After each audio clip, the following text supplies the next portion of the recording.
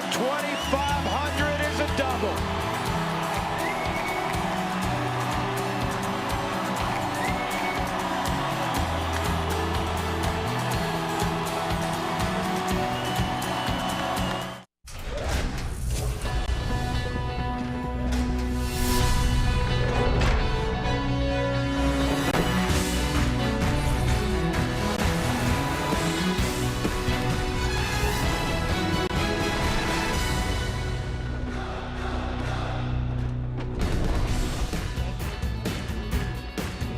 Labor Day in lower downtown Denver. Everybody wearing purple. It is a beautiful afternoon. Great day to be at the ballpark. Rockies opening up a 3-game set against the Los Angeles Dodgers. They've been pretty good the last 2.5 months.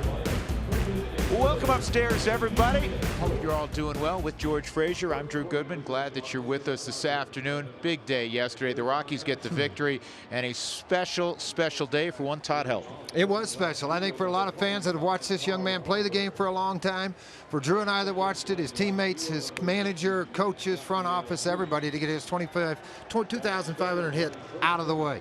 Yeah, and he did it only as Todd would do it. 97-mile-an-hour fastball, shoots a double down the left field line, and he's now 17th by himself, by the way, on that all-time doubles list. Now we move on today. The Dodgers come to town. They've been the great story in baseball in the second half of the season. It really goes back to June. Their last 64 games, Frazier, they've won 51. I'm not a mathematician, but that's awfully good. Yeah, that's really good. 51-13, best in the major leagues, of course. So you see the runs, 4.5. Starting pitchers, 37-11. You kidding me? 244 earned run average.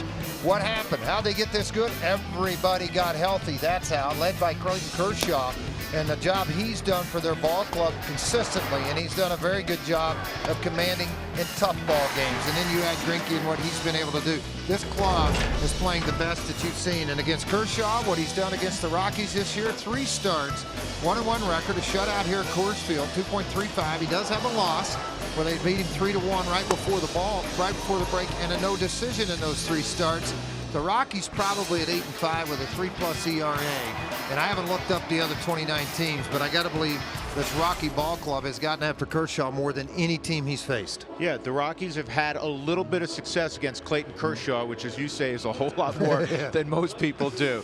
So Kershaw today for the Los Angeles Dodgers. We'll come back and we'll talk about a guy that has really made an impression of late, Charlie Blackman. That'll be next.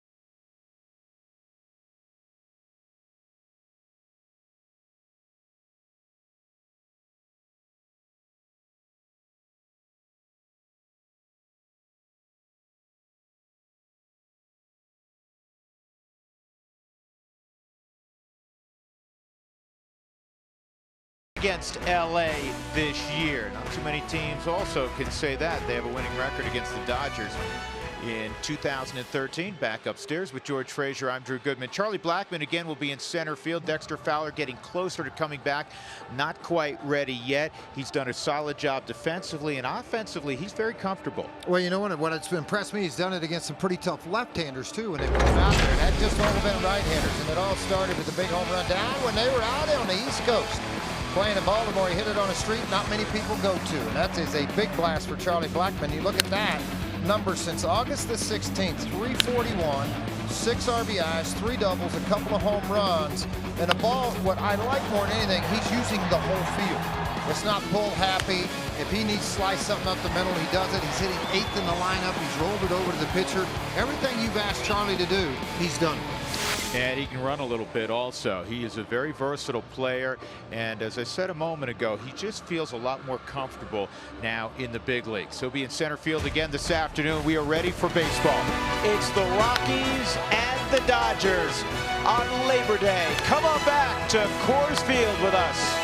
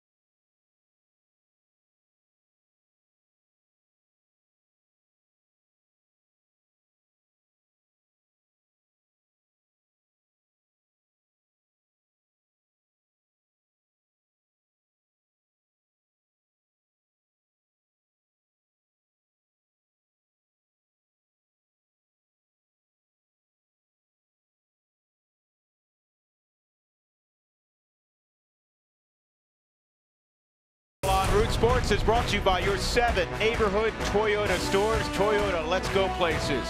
By 5-Hour Energy Shots. And by Southwest Airlines. Find our fares online only at southwest.com.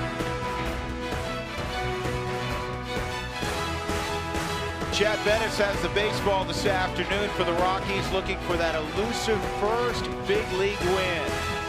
Carl Crawford, the veteran, former Ray and Boston Red Sox, and now with the LA Dodgers. He'll lead things off, and he'll be followed by Yasiel Puig in the lineup written out by Don Mattingly. It's brought to you by Southwest Airlines. Following Puig, Adrian Gonzalez leading the club in home runs and RBIs. Hanley Ramirez has had a terrific year, batting .340. Andre Ethier's been great on the road. Then Mark Ellis, A.J. Ellis, Juan Uribe, the former Rocky, and Kershaw. Puig so far 8 for 22 in 6 games against the Rockies. Dodgers are coming off a 3-game sweep at home of the San Diego Padres. They won yesterday 2-1. The Rockies over the weekend took 2 of 3 from Cincinnati. So they won the season series against the Reds 4 games to 2. And here's the 1-0 from Bettis, and that fastball at 95. George, that's a good sign, because typically he's been slow getting out of the gate. Well, 89 to 92 out of the gate, and they had paid for it. And that time aggressively went right at this Dodger leadoff man. And that's what you have to do with Carl Crawford. Well, let's take a look at what he throws. The fastball's average nearly 93, slider, curve, and changeup. And the slider's been pretty good at times and very effective with high velocity. That misses down low, so it's 3-1 on Crawford. This is the 7th major league start for Chad Bettis.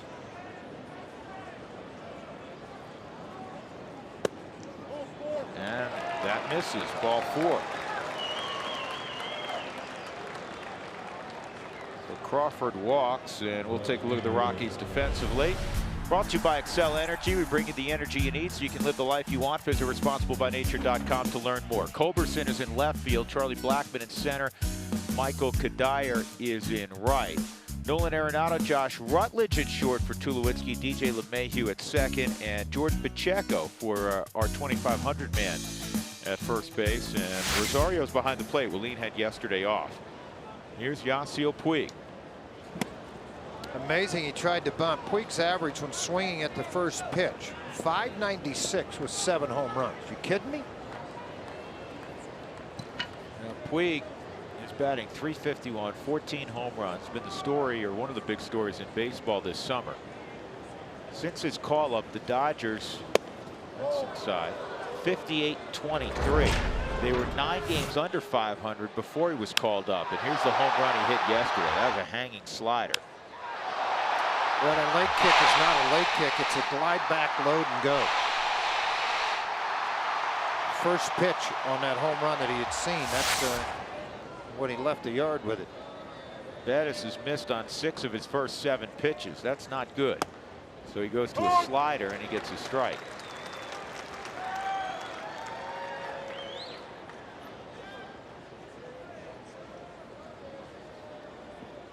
Larry Vanover, veteran umpire, is behind the dish. And a base hit to right. Crawford will go first to third.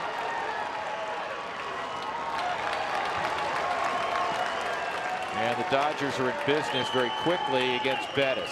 This is not a team with Kershaw on the mound that you want to fall behind against. Yeah, it's tough. If you give up a couple of runs with him, I mean, now you got into all kinds of trouble. The leadoff walk, then you come back and Puig comes up on a ball up in the strike zone, middle half in on a Mike Shaw Subaru Supermo. Had slider spin, looked to back up into it, but that just shows his strength. When he took that inside pitch and drove it to right field. Jim Wright out for a quick visit with Chad Bettis and Willeen Rosario. And you got an RBI machine at the plate. In fact, since the start of 2007, Adrian Gonzalez is 5th in all of baseball in driving in runs. Not surprisingly, that list is headed up by Miguel Cabrera. Then Prince Fielder, who hits behind Cabrera in that Detroit lineup. Ryan Howard, Albert Pujols, and then this man, Adrian Gonzalez. And this year, it's no different. He's hitting .305 with runners on base, .344 with runners in scoring position. And it goes up even from there when there's 2 outs. Obviously, there's nobody out here. That's off his foot. Now, not to throw out a little bit of gasoline on the fire, though, but Bettis, 3-hole hitters have hit .538 against him this year. That's you didn't need to go there, George. I didn't need to go there. Maybe you'll change some luck here, get a ground ball. Well, right off the front side of his foot.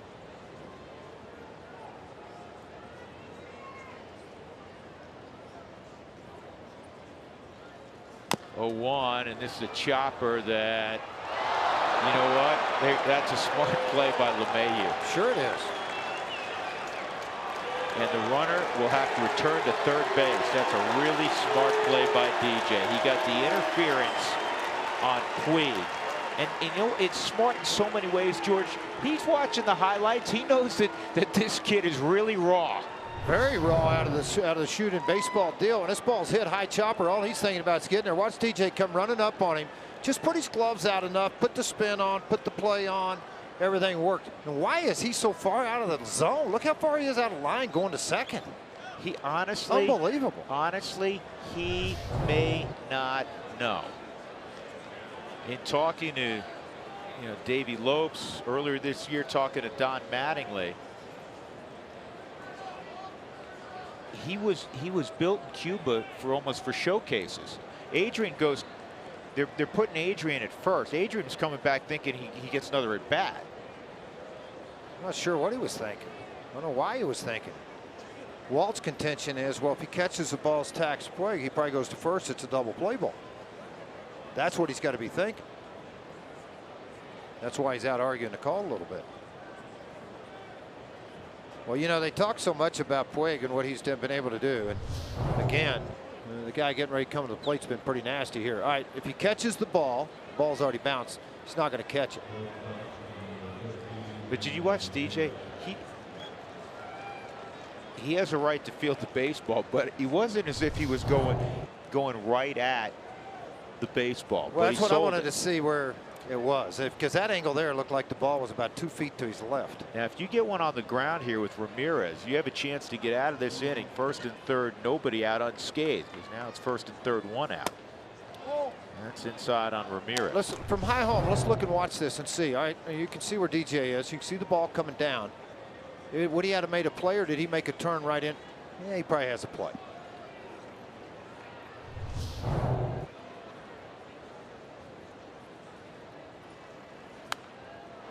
Fouled off, 1-1. So much has been made of what the right fielders meant to their ball club. 351, 14, and 32. But Hanley Ramirez, what he's done since being healthy, 15 and 42, 46, and hit 340. There are 3 guys that people who are around the Dodgers, actually 4 guys, talk about a lot as to why they have done what they've done. Here's the 1-1. That misses.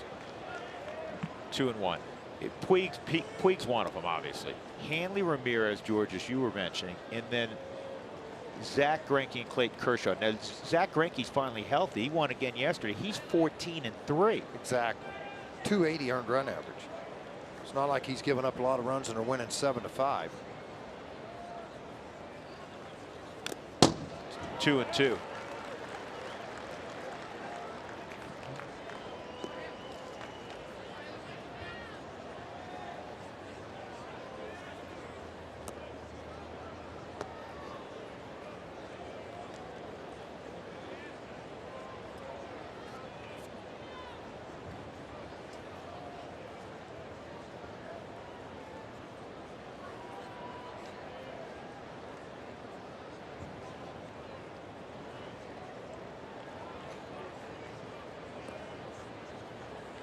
Two and 2 on Ramirez.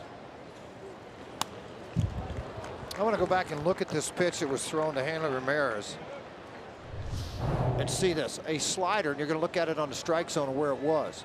Now, I don't know if he just didn't pick it up out of the hand or not, but he dropped to the one knee. Anytime you drop to one knee like that, the indication to the umpire is low. But you can see number 3 on your strike zone there, that it was right in the middle of the plate. Almost looked like he didn't react that way after he threw it back. Almost looked like he was crossed up the way he received it. There's nobody at second. Yeah, strange. Cuts away, 3 and 2.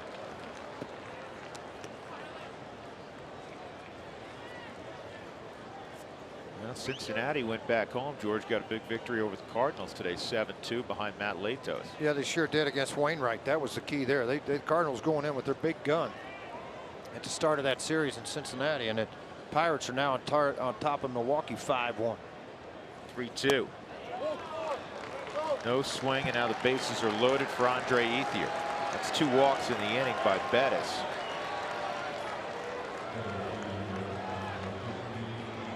Ten balls, 8 strikes in the inning.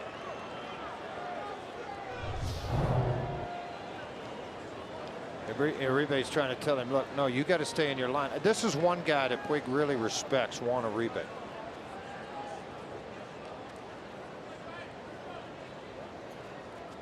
You know, pretty soon Uribe's going to go, you know what, this is what I'm telling you, do it. Don't debate it. It kind of looked that way a little bit, didn't it? I'm tired of explaining this every way I can. You're running a straight line, you avoid the guy, and you're safe, all right? Enough's enough. Ethier's been one of the best road hitters in the National League this year. And has struggled with the bases loaded. Go foul. 1 for 6 with the loaded this year. Only a 219 average. Not very good. But he's hitting .373 in his last 38 road games. Overall, .319 on the road, which is 4th best in the National League. At third base, Carl Crawford, he walked. Puig was eliminated after singling on the interference play that we were talking about. Adrian Gonzalez is at second, Hanley Ramirez at first. 1 out.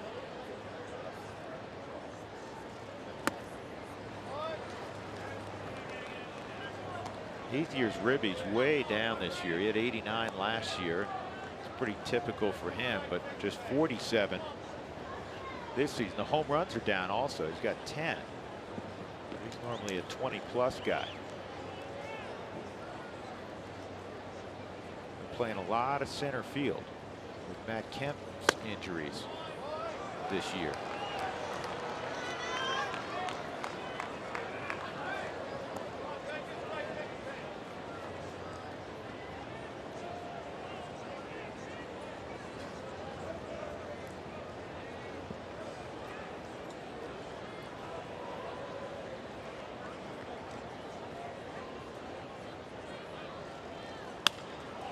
To first, can they turn it? The throw hit the runner. Everybody's safe. Didn't hit the runner? I thought it was just a really wide throw. I think. We'll look at it again, but it looked like it did hit him. Yeah, good eyes, Drew.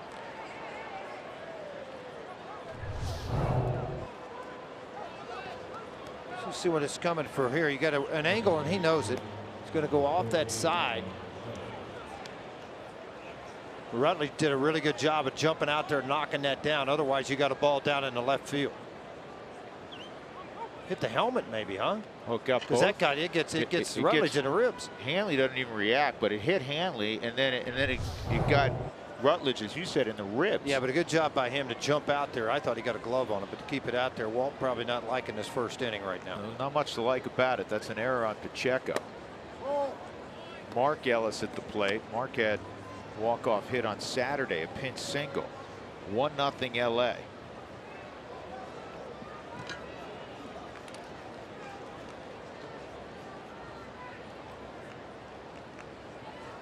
Would have been a tough turn. Ethier runs decently, and he's coming out of the left-hand side of the box. That pitch was a borderline strike also, and then looked like he got carried out of the zone with velocity. 2-0.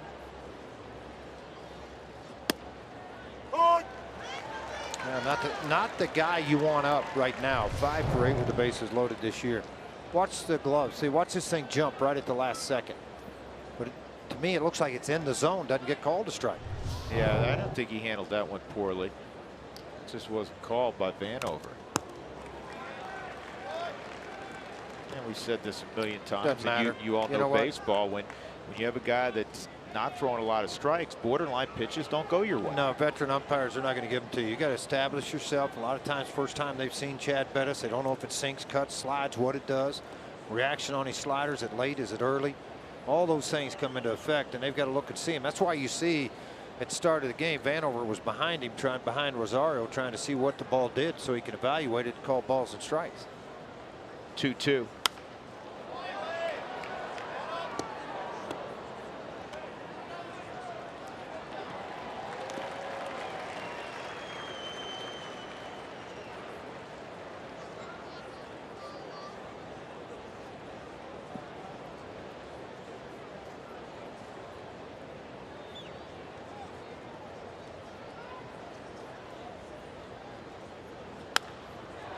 Left field, shallow, and it is caught on the move by Culberson. No advancement by Gonzalez. 2 outs. And remember, Culberson's been a middle infielder his whole career. Went to Colorado Springs, and to be honest with you, John Weil was down there watching him, and I happened to be in the ballpark, and he went first to third, showed tremendous speed. And John looked, said, "Do you think he played the outfield?" Made the suggestion, and they moved him out to the outfield along with Dan O'Dowd in the minor league system, and he had really just took to it. I mean, did a great job. He gets a great read and jump on that ball. I know it doesn't look perfectly orthodox, but he got to that thing. I mean, he's got good speed coming in, going back, and he's got a very strong arm. Mark Ellis is out. That's the bottom line. Oh man, the guy, I just read those numbers. 5 for 7 with the bases loaded. This Ellis, 2 for 11, 182 with runners in scoring position. This Ellis will make you throw strikes. Actually, both Ellises will. 0-1 with 2 outs and the bases loaded. Now 0-2. I'm going to throw this out there. It probably will mean nothing. Clayton Kershaw warmed up and walked in from the bullpen 28 minutes ago. Now you sit in that dugout for a long period of time going back out. Let's see how he responds in the first inning. Bettis has thrown 30 pitches here in the inning. See, and a whole difference here. His walks are up from what they were in Tulsa. Strikeouts are down a little bit. Guys at the big league level won't chase that slider. We've seen that off the plate. They won't chase a high fastball. They've got such a reduced strike zone. They make you get ahead. And that's all part of the game. Big hook there for the punch out. Good one too at 76 miles an hour. Took him 32 pitches, and all things considered, with all the traffic, giving up just 1 run, pretty fortunate.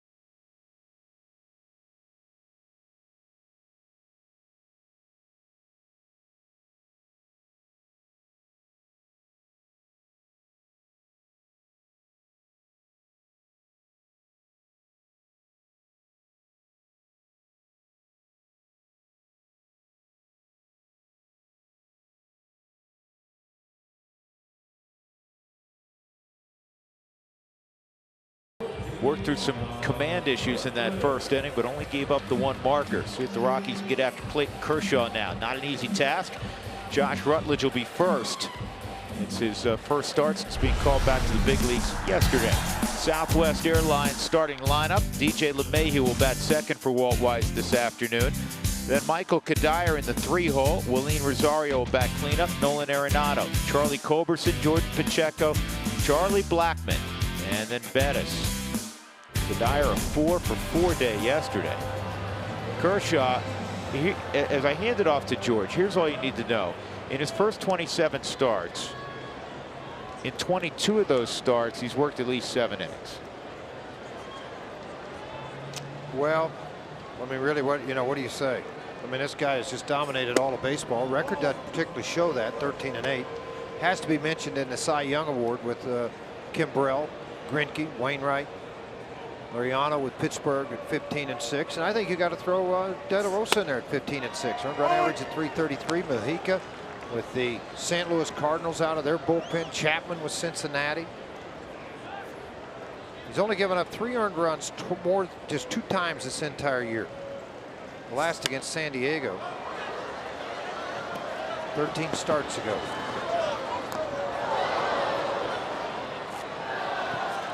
Left-handers have hit 148. That's second in the league.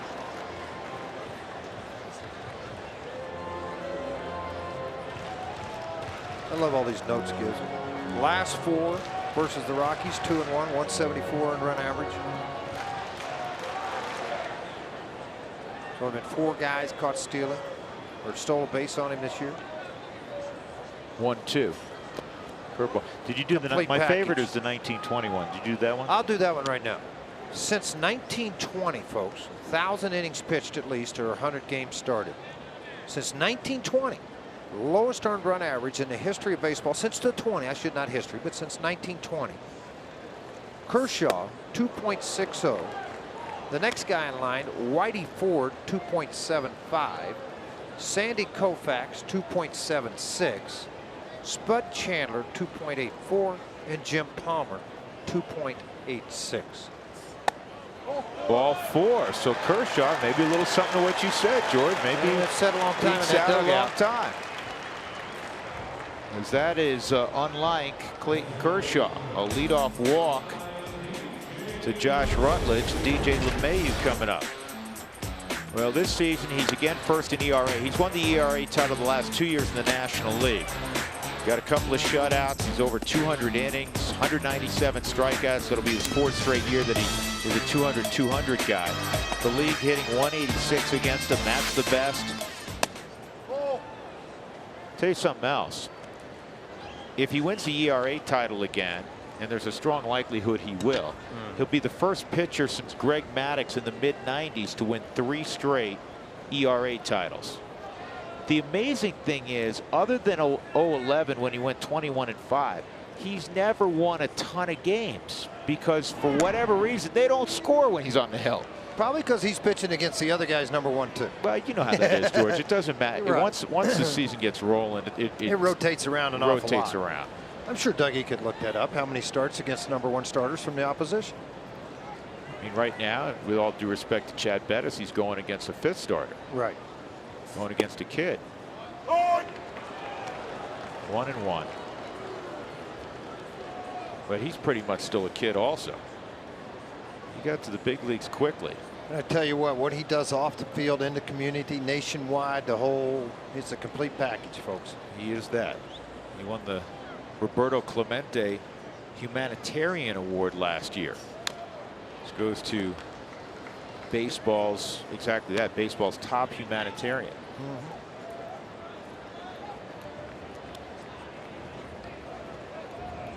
Guys don't hit his curveball. Guys don't hit his fastball. Very good curveball slider. Yeah, they don't hit his fastball very well either. No. Right. Mentioned earlier, there's only been 8 attempts against Kershaw when he's on the mound to steal a base, and they've thrown out 4 of them. And A.J. Ellis has been good. He's been close to 40% this year, right around there.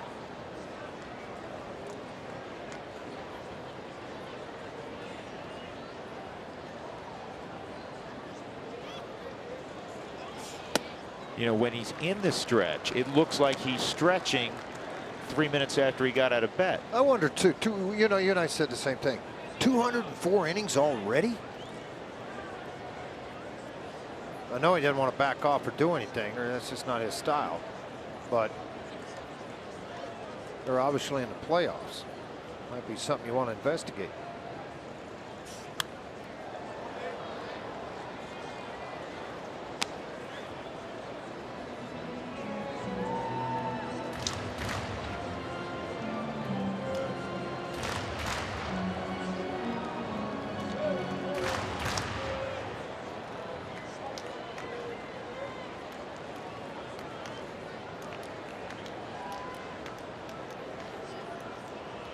Two and 2 on LeMahieu. 1-0 Dodgers, first inning.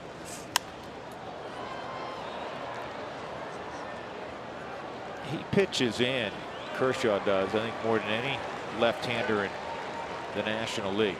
This is updated from the work today by Wainwright, losing effort by Wainwright. So he's now moved ahead of Kershaw. You assume Clayton will move ahead of him again before the end of the day, and then, you know, nobody else is really that close to 200 innings. You got to go to the 2 Philadelphia lefties, Hamels and Lee. There goes Rutledge, and the pitch misses, and it goes off the glove of A.J. Ellis. So the Rockies have a man in scoring position in Josh Rutledge. It'll be a stolen base because he was going. That's his 9th bag. There's no way Ellis is going to block this baseball. I mean, it bounced out in front of home plate by a large margin. Kershaw started to move. Rutledge going on first movement, going to be able to stand up there, but it's the pitch that's thrown. And that ball's well out in front. The only thing Ellis could do is try to backhand it and keep it out and pick it with the glove and then make the throw. He wasn't going to have a chance at Rutledge. See if DJ can move him.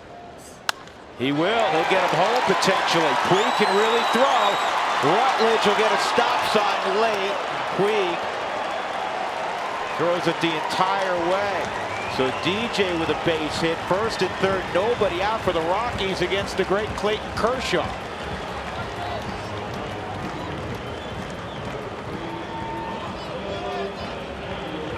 It's almost like it puts their whole team like, wait a minute, walk, a base, stole a base, and now this base hit to right? Really? Nice Mike Shaw Super Bowl. Good job by DJ. Man, oh man. See, he does such a great job of dropping that ball, dropping that elbow, that back elbow inside, changing the plane of the swing and driving the ball to the right side. Does it like an art. And here's that throw from Puig all the way to the plate. And there's so much on it, even though it was through cutoff man, everybody else, that you're not going to advance if you're DJ because there's too much on it. Here's Kadire batting third this afternoon. Off the plate, ball one. Kadire 2 for 10 lifetime with an RBI against Kershaw. 4 for 4 yesterday, bumped his average to 328. By the way, LeMahieu now has a 6-game hitting streak with that knock.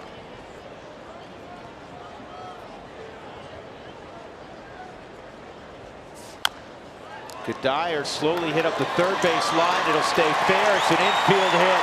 1-1. Uribe could just field it, toss it back to Kershaw. An RBI single for Kadire, his 72nd ribby. 4 for 4 yesterday with 3 RBIs. Today starts off with a nibbler up the left, right up the third base line. On a ball down and in. Uribe playing it back about 10 feet from the bag. As he charges in on it, nothing you can do. It's like an apple. Take a bite out of it, flip it back to Kershaw.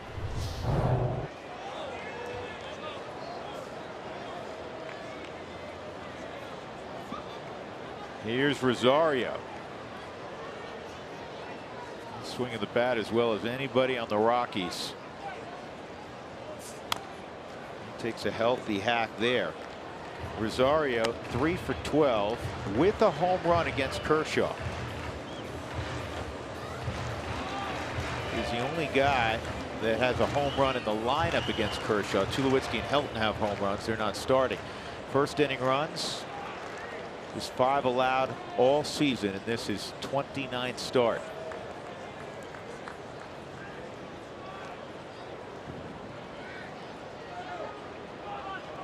A 1 on Rosario. That's a strike. How about the splits on Willeen, George? He's hitting 295 here at Coors Field. He's hitting 293 out on the road. Amazing, isn't it? This young man has just grasped a hold of the idea that power is not everything. Be a complete hitter with average power, RBIs, all the above. Got to protect here. There's a good curveball, and it slays to center field. That's going to drop. LeMahieu's going to get a green light, and no throw to the plate. First and third, 2-1 Colorado. Willeen Rosario on a curveball hit a sandwich to center field, and the Rockies have had their first 4 reach against Kershaw. And I go back to what you pointed out. Maybe he spent a little bit too long sitting in the dugout. 28 minutes in the dugout on an 0-2 count. Throws this good curveball, and that was a good curveball. Watch Ellis. See, he's dropping to the ground on a Mike Shaw Super Bowl as if he's going to have to block that. Willeen, another good job of hitting. But what I liked right here, you look at Kadire, when that ball hits, he read it so well. He was halfway to third when the ball was picked up by Ethier. He got there easily. And he had that good view on the angle of where Ethier was in the trajectory of the baseball. And Kadire's a great base runner. And now you're going to have one of the hottest hitters coming up with men on base and the opportunity for RBIs. We mentioned earlier this ball club, the Rockies organization against Kershaw. He's 8-5 with a 334 earned run average. Some of the highest. Arenado, that's up the middle. It's going to turn into a double play, but the run comes home, and it is 3-1.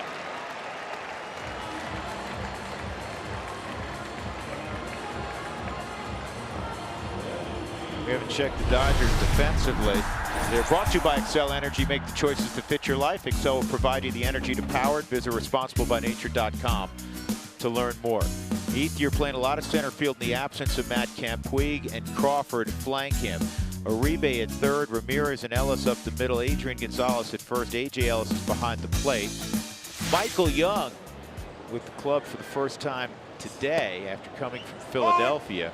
Don Mattingly announced prior to the ball game that Michael Young will make the start tomorrow at third base against Chassin. One thing you've got to be careful about, and you're going to see everything that's been done, new and blue type situation with their ball club. Wilson, Marmol in the bullpen, Edison Volquez released by San Diego, picked up by this ball club. Surprising a little bit. Remember when he started against us, he's 0-1 or 1-7 with almost an 8 earned run average against the National League West, and that's who they're going to be playing this last month. And then of course Michael Young in the trade. But as a manager organization, you're adding help in Michael Young, no question. But you got to be careful that it doesn't disrupt things in your locker room where guys get mad on the point that, you know, Uribe's been your guy all year, and then all of a sudden you start to insert and do things. You got to be really sensitive to that, because you can separate a locker room for doing that. 1-2 on Culberson. Michael Young on the right. And there's the veteran Uribe. And that's hard hit ball down the right field line. Charlie can run. Puig up with a baseball. Culberson into second with a double. Apparently the Rockies are not done yet in this first inning against Kershaw. That is their fourth hit of the inning. And he's thrown 25 pitches in the first inning. 16 for strikes, 9 for balls. Outside fastball that cut up, it stayed up. Didn't have the finish of what they were looking for on the Mike Shaw Subaru Supermo. And man, look at that head. Man, is that not perfect? Charlie Culberson, he just shot it out of the reach of Adrian Gonzalez, and then it was off to the races.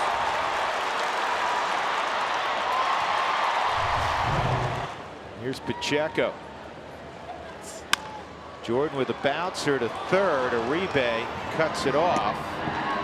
And they get the out at first. Very fine first inning for the Rockies. And considering it was against Kershaw, awesome. 3-1.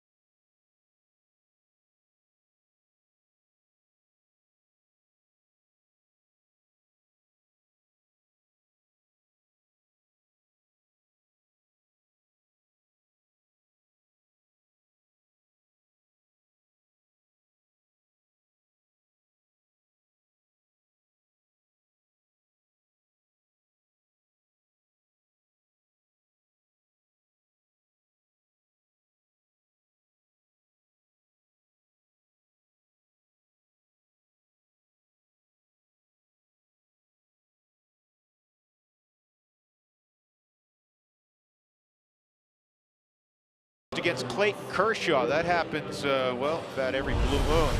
Today's Sideline Report is brought to you by the Honey Smoked Fish Company, a ready-to-eat, energizing superfood. You can add any dish that's healthy and delicious. Mark Stout.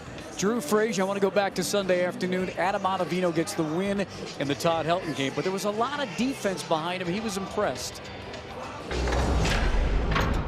Time that I was in, there was the play up the middle that he threw to first, then swung it, then they swung it home.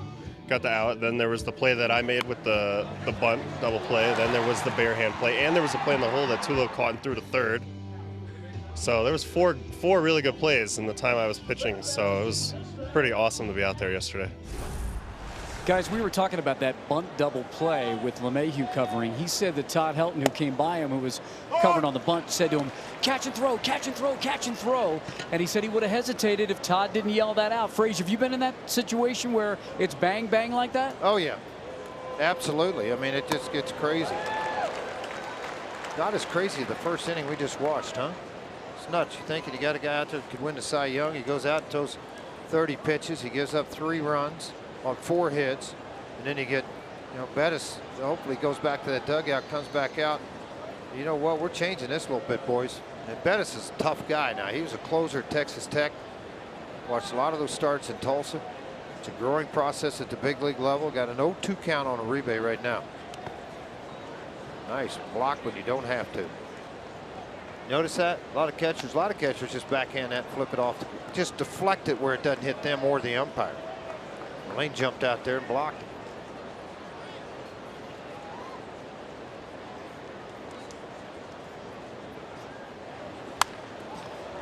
Fouled off.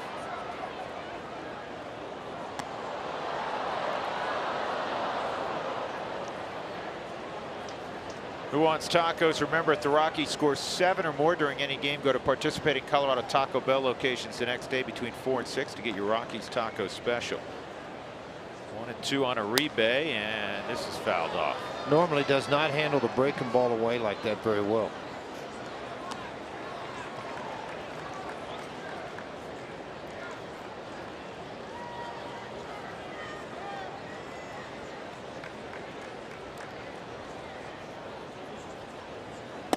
Two and two.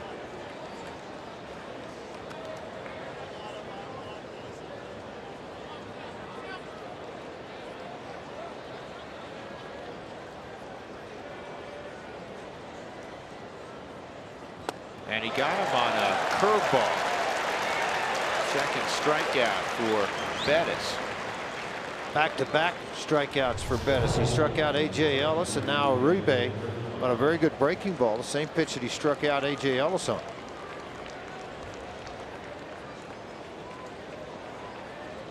Nice.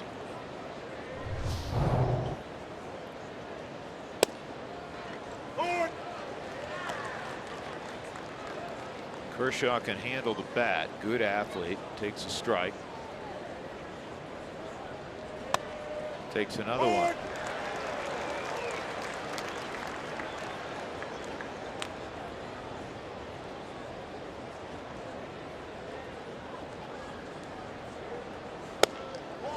Oh, come on.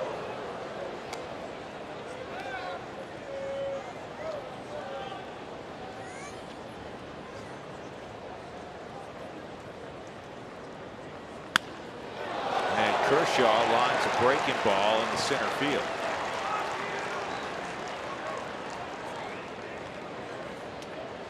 Rockies fans, text Toyota followed by your question to 720-720. We'll get to them in the 5th inning during Toyota Talk.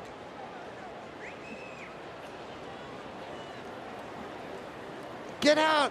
No, Mikey. Gotta go. Don't play with the navigation system. Just stay off of it. He has way too much fun.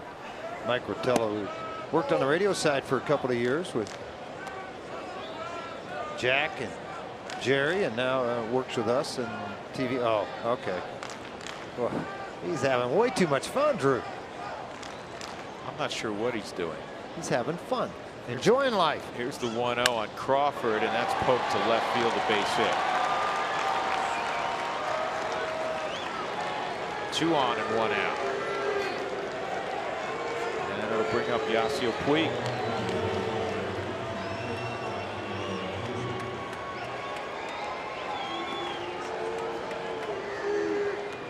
Well, since the last time the Rockies played the Dodgers, Puig has continued to do some amazing things, and at times he has been confounding and perplexing, and at one point so frustrating recently that Don Mattingly yanked him out of a game in the 4th inning. He didn't slide, trying to break up 2, and was rather cavalier in catching a couple of fly balls in right field. Skip Schumacher was placed in the game. They had a little meeting afterward, Puig and Don Mattingly, and Puig got the message to the media after the ball game. Donnie said very simply, I thought Schumacher gave us a better chance to win the game. It was handled internally. Yeah. That's the Joe Torre side of Don Mattingly. The Don Mattingly side of playing in New York a number of years and handling the media as a player. All the other media attention he had to handle as a bench coach, hitting coach, and now manager of the Dodgers. It's amazing how he was really dumb in April and May and then got real smart about mid-June, huh? That's exactly what it's funny he said that. Kiddingly, that's exactly what I said to him this morning. I said, "You're still around?"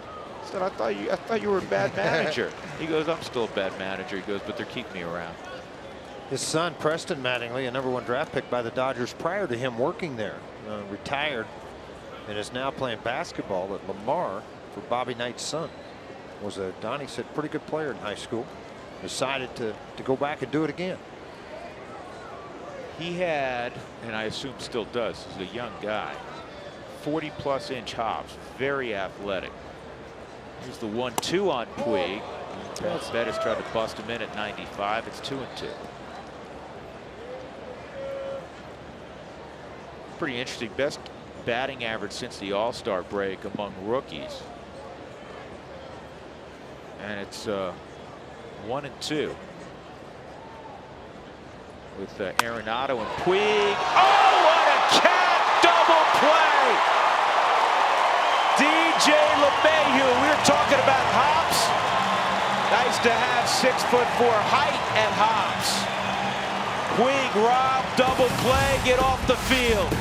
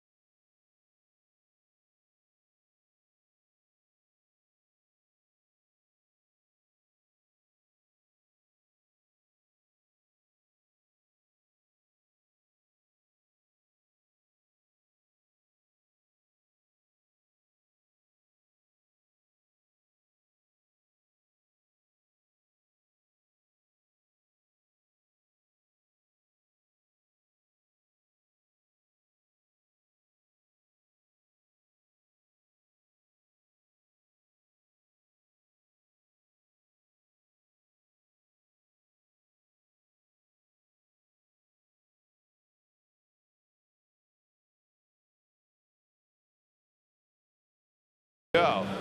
He thought he hit one in the gap. Look at this play by LeMahieu. Skies up, grabs the baseball. Timing had to be just perfect. Hit extremely hard off the bat of Puig, and then now you look up on a Mike Shaw Subaru Supermo, you can really see how high he got off of the ground to go get that baseball. Rutledge, soon as the ball's hit, made the break, eventually gets there, and then the tag to get Kershaw. Tell you what, that crowd loved it.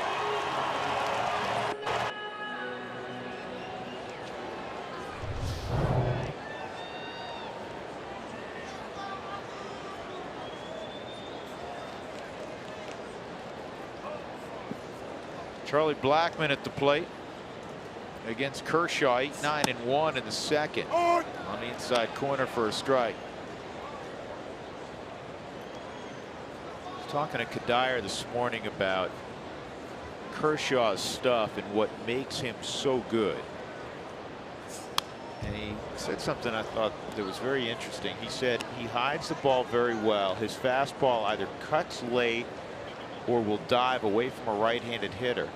And because of the movement and how late you pick it up off his body line, he goes 92 seems like 97. And then he mentioned here's a base hit for Blackman going the other way.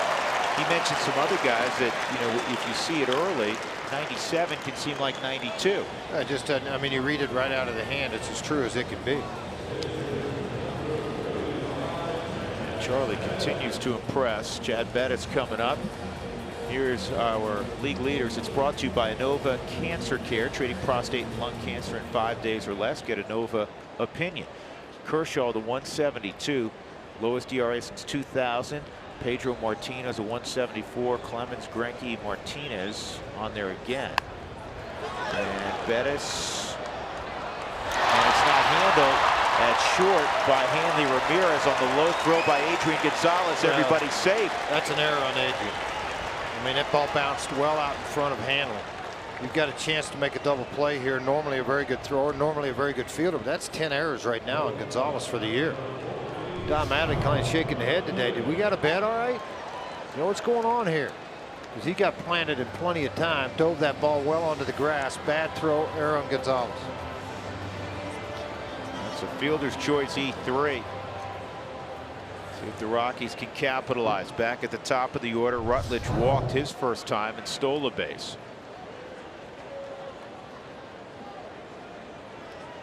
Uribe thinking he may bunt again. He's 2 steps in front of the bag with Rutledge up.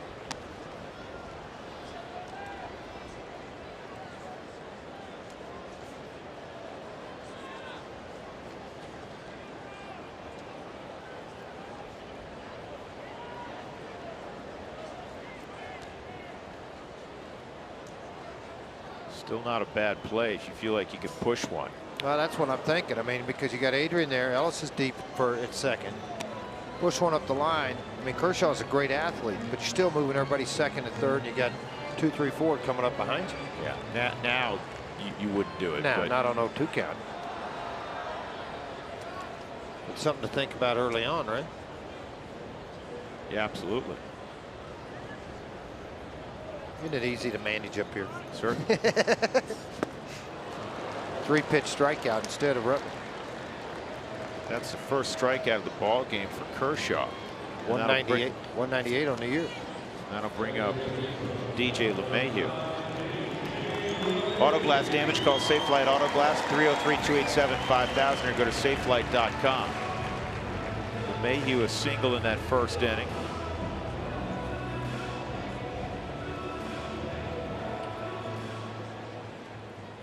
And the great defensive play a moment ago.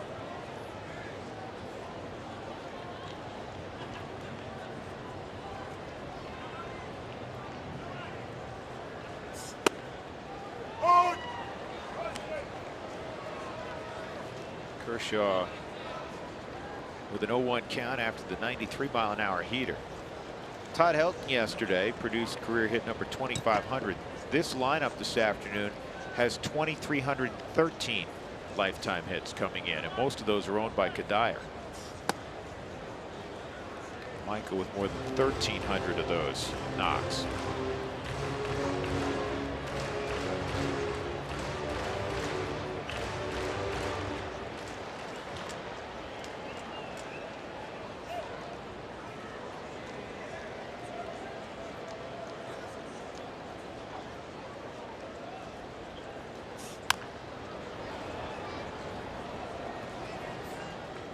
One and two.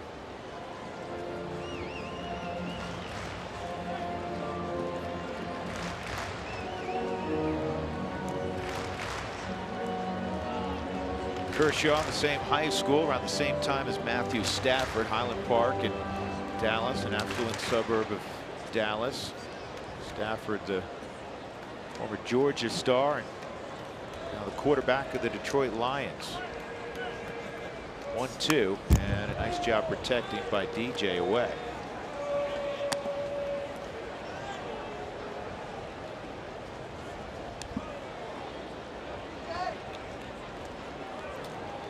Hey, you're looking for a unique place to come out and hold a business meeting? Ask about the Super Suite Conference Center located along the first base line. So if you'd like to bring a group of people out here and you want to have a really nice venue to do some things, this is the place to do it.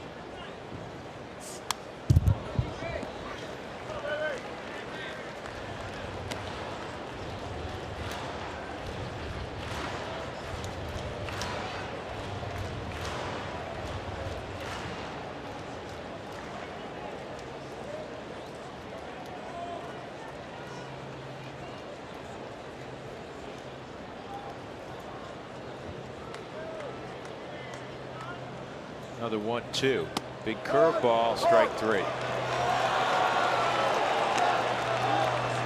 DJ thought that was high. See where it came across the 4th strike zone.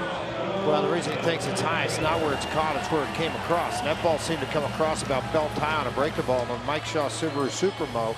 I can understand why he thought that pitch was high.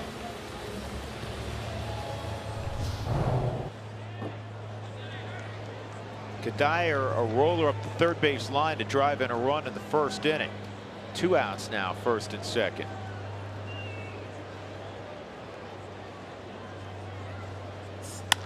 This ball's pretty well hit to center field. Ethier will get there.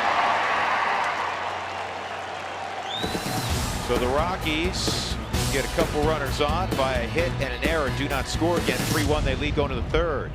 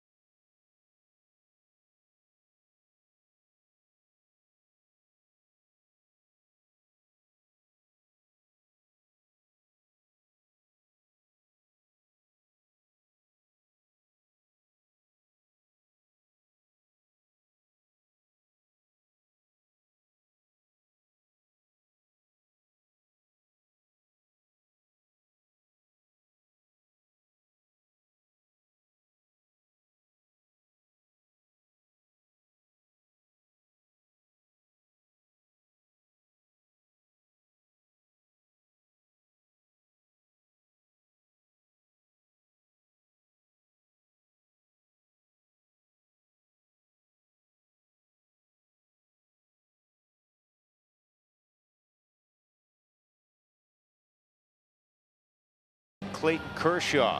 Time for the big hit presented by Mako, the company that repairs all kinds of hits. What do you think we're going to show you? 3-2, 97-mile-an-hour fastball lined down the left field line. Todd Helton into second base with a double. Career hit number 2,500. Check out your local Mako for collision repairs and auto painting for as low as $399. Visit Mako.com today. And on the day he got number 2,500, the following day he rests. We have a really, you see Brandon Phillips in that picture. We have a really, I think, neat thing to give you an idea of the respect that Todd has with his brethren in the league. This was an Instagram sent out by Brandon Phillips after the ball game. I'll read it for you because it's pretty small print. Shout out and congrats to one of the best first basemen to play the game, Todd Helton, aka the Todd Father, for reaching 2,500 career hits and an amazing career. Future Hall of Famer in my book. Hope he enjoyed my gifts, these purple flowers and my signed bat. Laugh out loud, Brandon Phillips. You know, I'm going to tell you, be honest about something. First time my daughter ever texted me, because you know I just learned how to do that a while back. The LOL thing, what do you think I thought that meant? Love you lots. Is that right? You mean that? I was like, Love text, you. I text that back, love you lots. I text this back, right? Yeah. She goes, Dad, laugh out loud. Get with the idea, okay? I said, hey, I just learned how to do it yesterday. And I think they've moved on. You know, LOL more often now is ha ha. Is that what it is? But classy maneuver there by yeah, Brandon no Phillips. question. I just wonder how he got those purple flowers ordered that fast. Really? You know, 8th inning to the game over, and they were on a bus leaving town. Must have gotten help from Alan Bossert, visiting clubhouse manager. 2-0 on Adrian Gonzalez. Rockies employ the shift. Adrian hit that chopper to second that Puig interfered with LeMahieu on.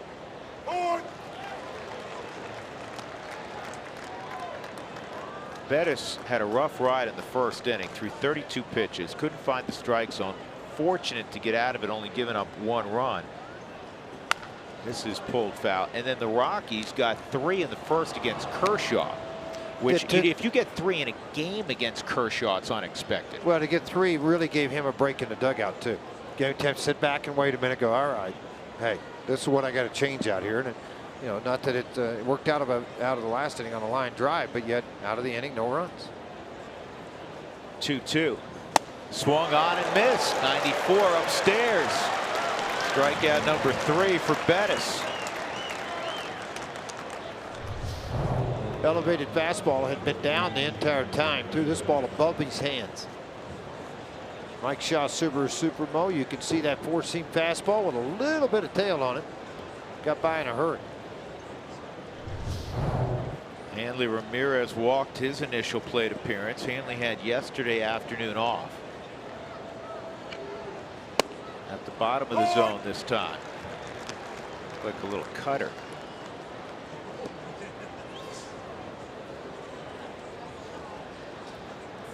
Hanley had a career best 19-game hitting streak earlier in the summer. That's fouled off.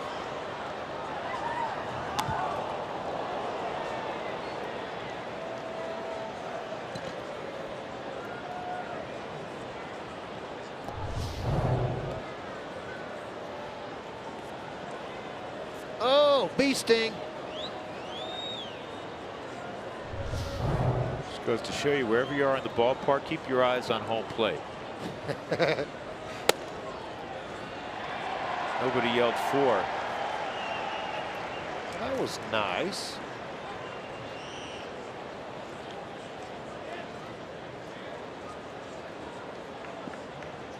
It's a hard way to get a baseball. Painful way. 1-2. DJ stays on it. That was a hard hit baseball. 2 outs. Andre Ethier will be coming up.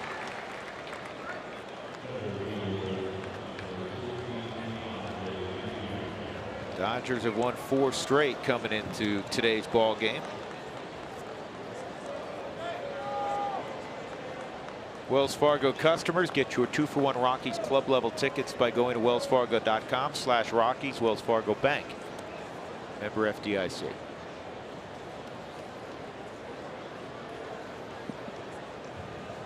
Ethier hit a ground ball to first. Pacheco, who was throwing a second, trying to start a double play, and hit Hanley Ramirez in the back. Actually, I think it hit him in the helmet. So it was an error on Jordan.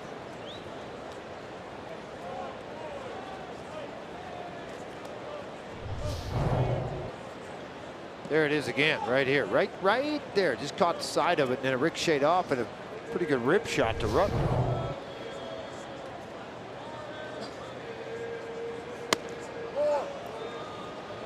Two and a.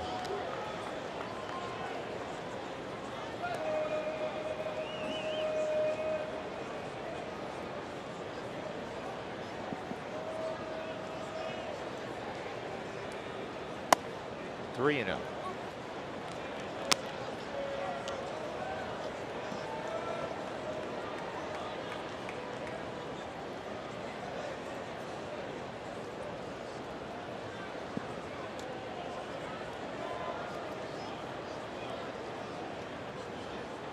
Here's the 3-0 to Ethier. That's a strike. Ethier hasn't damaged the Rockies much this year. Had a lot of big hits in the past. Just a .217 hitter this year against Colorado in 46 at bats. And a walk. That's the third walk issued by Bettis. Mark Ellis will come up. So here's what the Dodgers have been up to of late. 23 wins in August, the most wins in a month since they moved from Brooklyn. 18-3 on the road since the All-Star break. That's pretty good. You think? And they have their largest division lead since 1977, when the guy who's coaching first base, Davey Lopes, was one of the stars of the Dodgers. Davey. As good a base running teacher as there is in the game. He and Dave Roberts.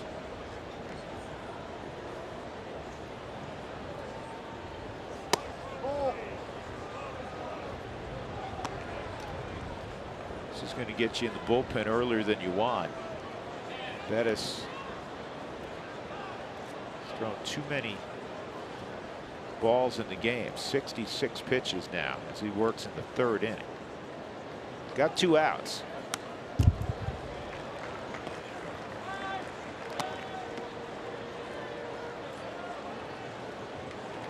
Hot dog night's coming up. That's right. September the 3rd, first 10,000, and we'll get a $1 hot dog coupon for a Hebrew National $1 hot dog. That's tomorrow. Make sure you're here for that ball game on Tuesday. Get your tickets for this game against the Dodgers today. You're here at the yard. You're walking around. You're watching the game on TV. Go get your ticket. To third, Arenado spins and throws up the line, safe. Did he get him on his shoulder?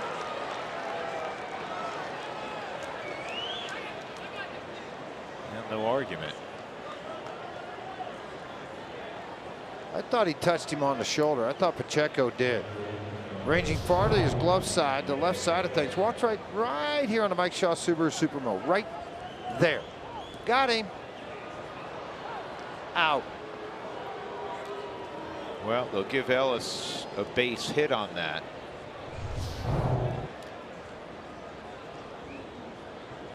Two on for A.J. Ellis.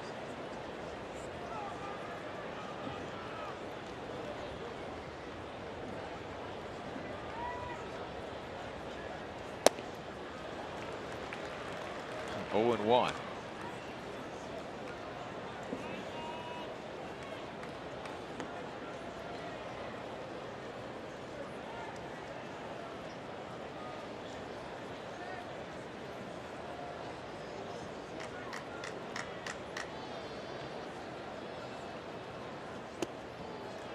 Inside.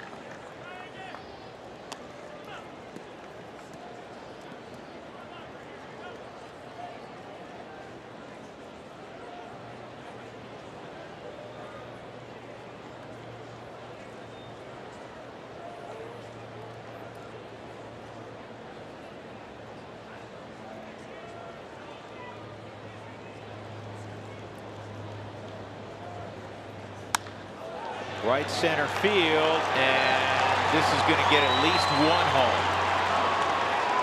And now they're going to send another run. Wallach had said, "Come on," to Ellis, and Ellis slammed on the brakes. It's 3-2. He's out. On the, if he would have came, he's out by 15 feet. On the base hit by A.J. Ellis, but the walk, and then the play that Arenado, he's given a hit, but that's a play we've seen Nolan make. It's costly. Yeah, it really is, too. You're going to look at a ball that's up in the strike zone. It appeared, because of the way it started out of the hand, probably a slider. But his slider at 88, 89, a little bit below the average fastball. A lot of hitters can get to that when you make a mistake with it, and that's what happened. Chad left it up into the strike zone, and then coming around third base, he said, whoop, wait a minute. That ball got back in a hurry to DJ. And if he tries to score, he's out by quite a large margin. Uribe, big cut. Stay away from him. He wants the ball in. And the reason Drew and I talk about that all the time is because of what he does with his front side. If you watch, shoulder, rear end, and foot is all going to step straight back. He's wanting that thing right in here and elevated. Right there. Pretty good hack at it. You said it many times. You would never teach that. You want to be even with where you land. Well, you would hope. I mean, you watch right here. You want to be right in here in this direction. You can see how far he pulls off the baseball. But when it's coming right down on that inner half of the plate, you better have some really good giddy up on it. If he's looking in there, he's going to get after you. Delayed steal, throw to second. Now you got to watch Ellis. Mark Ellis. AJ's tied up. Here he comes, and he got the out first, I believe. Out was recorded before Mark Ellis crossed home plate.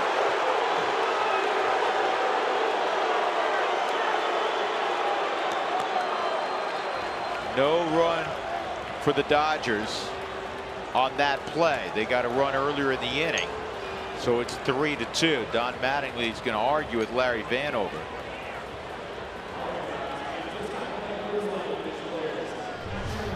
The out has to be recorded prior to Mark Ellis crossing home plate. Well, I'm glad Rutledge took off flying on that and got to the baseball. Pacheco's going to take off with it right here. Didn't go home, made the decision to get the out. If A.J. Ellis stops, then it's probably it would have worked in the Dodger favor, but it does not. There's the tag, and this is on time code, so this is the exact same place that the runner is. He's nowhere close to the plate. Well, look, you can see it. Williams walking off the field. Rockies lead it 3-2.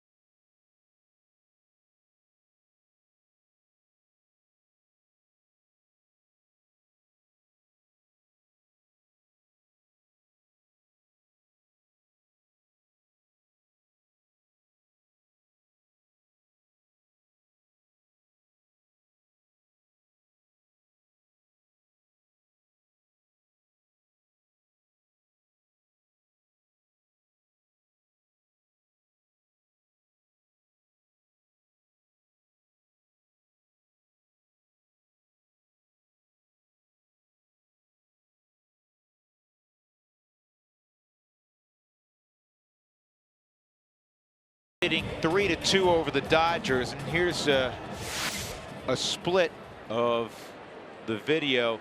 Mark Ellis is on the left. A.J. Ellis is trying to stay in the rundown long enough. Tag, and clearly Mark Ellis has not scored yet. Good call. Rosario takes a curveball for a strike. 74 pitches though for Chad Bettis through 3 innings. Rockies got 3 in the first against Clayton Kershaw. They had 2 base runners with nobody out last inning, and then Kershaw got a couple of strikeouts and a deep fly ball off the bat of Kadire to end the inning. Rosario will walk it off. Williams got a 6-game hitting streak, 12 for his last 21.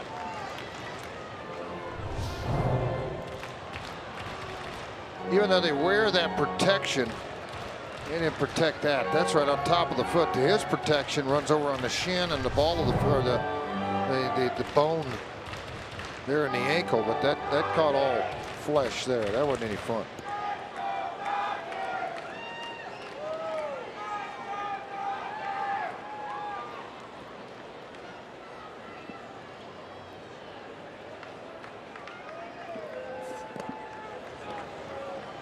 2.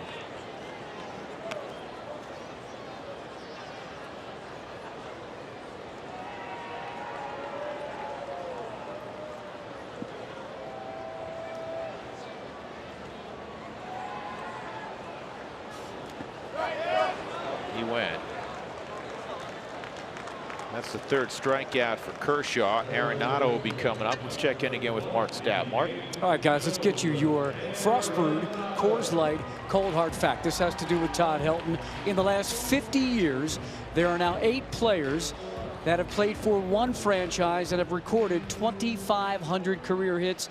You'll know the others by their first or last names. George Brett, Robin Yount, Cal Ripken, Tony Gwynn, all in the Hall of Fame. Then it's Craig Biggio, Chipper Jones, and Derek Jeter. And of course, Helton joins that list as of yesterday. Those are impressive names to talk about. Yes, they are. Hall of Fame names. Indeed. 1 strike on Arenado. Notice something about Kershaw here in the 3rd. Lots of breaking balls. Yeah, 2nd time through. Man, I just don't think he's confident with the command of his fastball. To get your arm slot back quicker than anything, go to something off speed. Slider this time. Back up the middle, base hit for Arenado. 6th hit for the Rockies against Kershaw. 1 out, Arenado at first. That'll bring up Charlie Culberson, who had a double down the right field line, his first plate appearance. Kershaw, when this ball was hit, went to the knee on the other side to get out of the way of the baseball. Most hits given up in 9 innings so far, or in any start, I should say, for Kershaw, was 8 on the season. That came against the Colorado Rockies on May 31st here in Colorado. Just too shy of tying that for the year.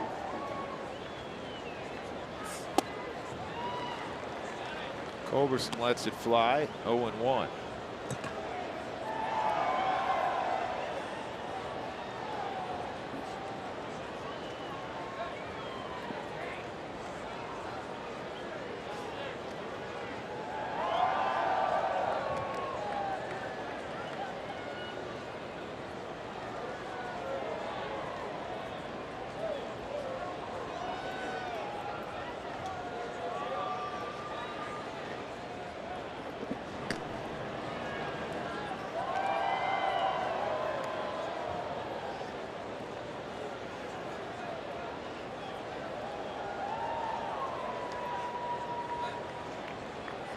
Drew, I'm pretty excited about after the game. You gonna go with me? Where are we going? Yoga day on the field for yoga. This is a double play ball. 1, there's 2. Does that mean no? I will get back to you. Okay. All right, I will get back to you. And if I haven't, trust that I will. 3-2 Rockies.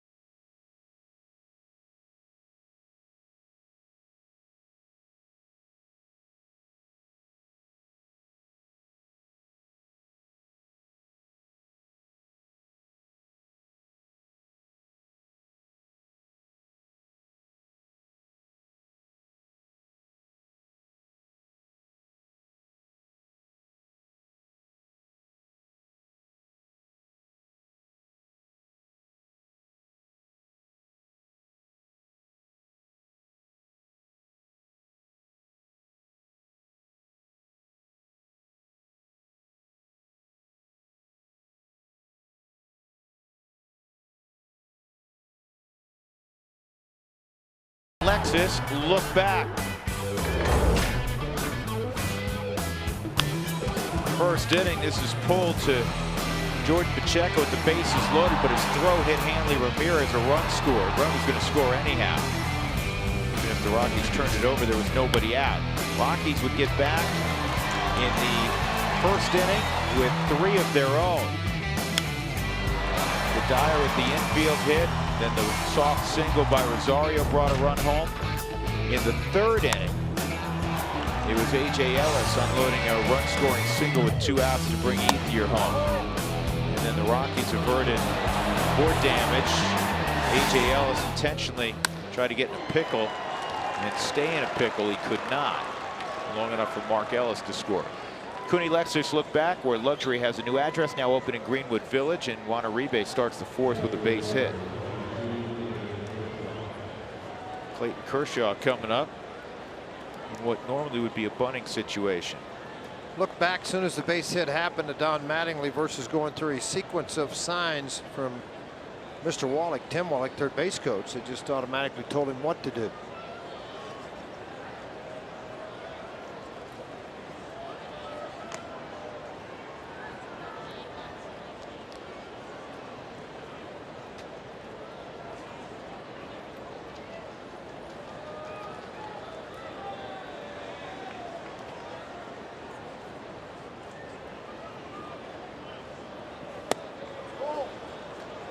That almost looked like a hit and run swing. Well, just slap it. He saw Arenado coming up from behind him. You're talking about a guy, the home run, 8 RBIs.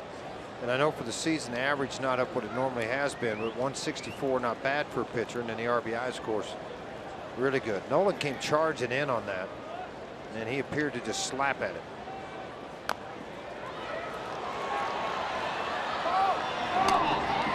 Foul ball.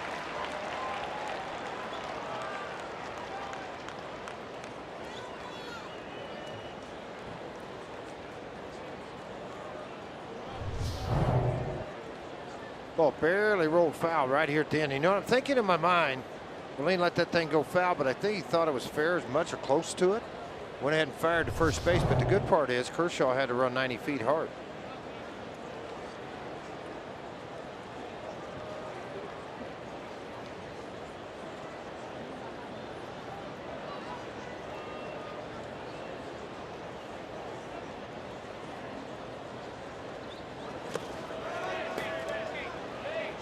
Pulled it back.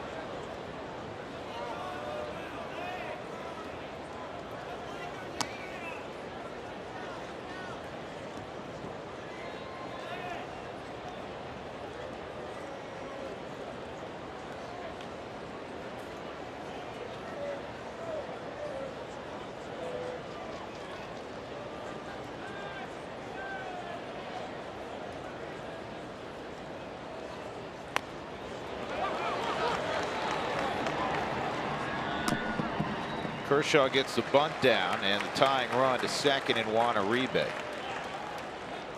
1-4 on that sac bunt. Carl Crawford will come up. College football fans, don't miss Mountain West football on Root Sports this Saturday. 2 o'clock, Wyoming and Idaho from War Memorial in Laramie. It's the best of Mountain West football right here on Root Sports. Jeff Hewson, a graduate of the University of Wyoming, but you knew that. Crawford a walk and a single.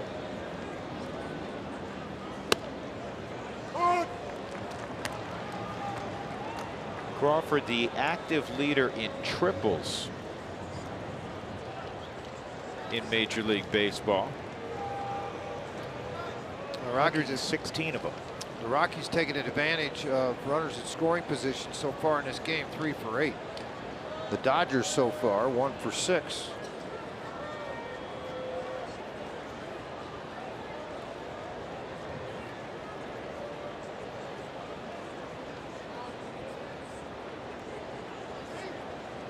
Rosario going out.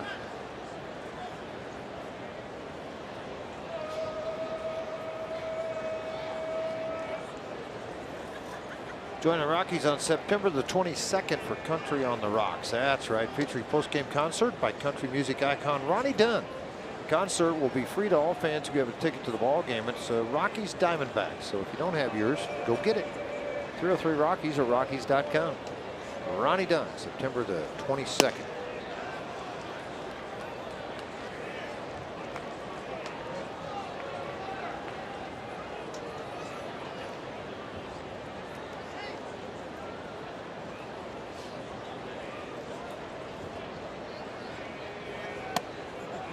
Two and one on Crawford.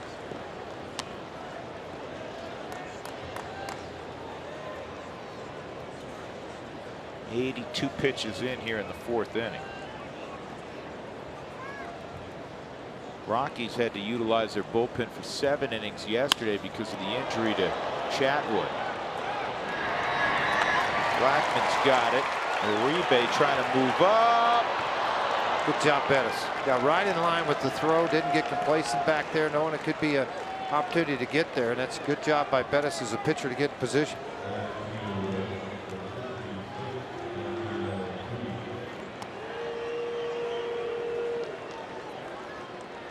Puig coming up. Well, here's what you're supposed to do as a pitcher. You're looking and looking. Where is the flight of this ball? Get in line with the throw, be able to move. Square your body so you can go side to side in a hurry.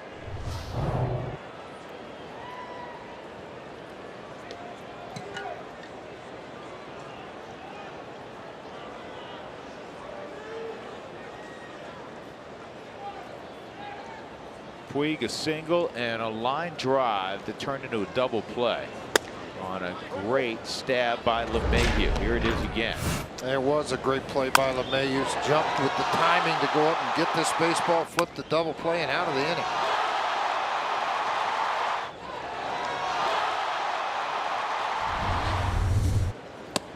Swung on and missed. We were talking Rookie of the Year candidates yesterday. Puig has got more attention than any player perhaps in the game, and people wonder, well, you know, he missed 2 months. He's playing in Double-A ball. Would he be strongly considered based on the fact that he's not going to play close to a full season up here, and that gets Puig.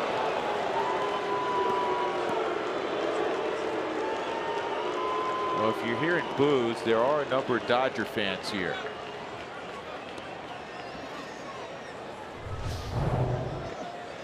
Running fastball, trying to work to the outside corner, just comes in and catches him right on the back of the arm. All that on the Mike Shaw Subaru Supermo out of center field.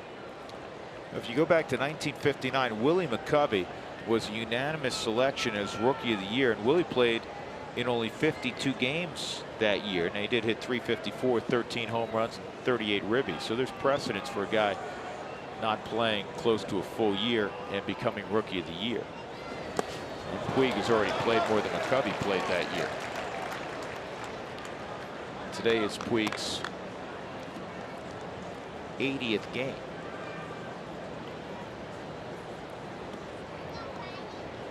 (0-1) on Adrian Gonzalez. 3 walks and a hit batter in 4 innings by Bettis. He's living dangerously against this Dodger lineup.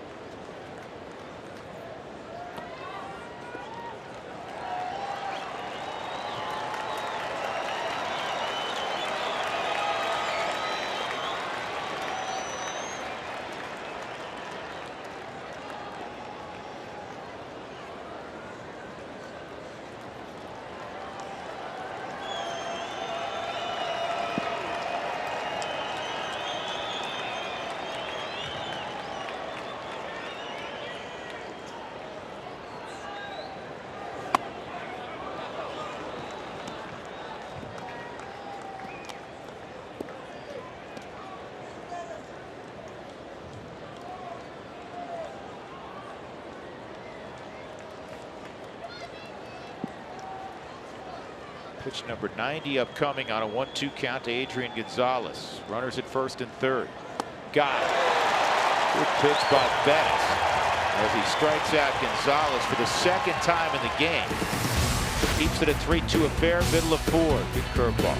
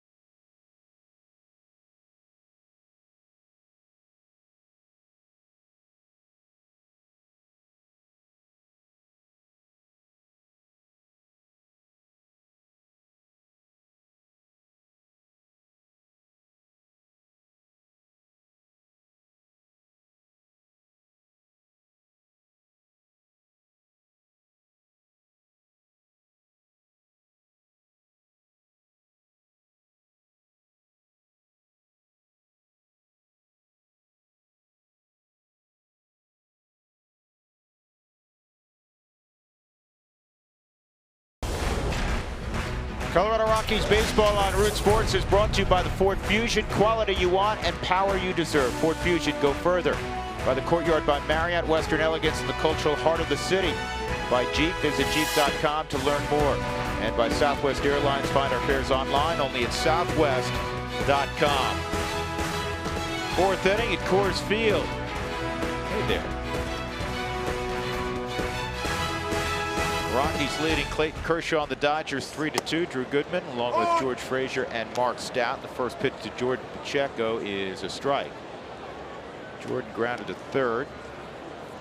Charlie Blackman will be next. Todd, a very nice night last night with his family after getting 2,500 hits.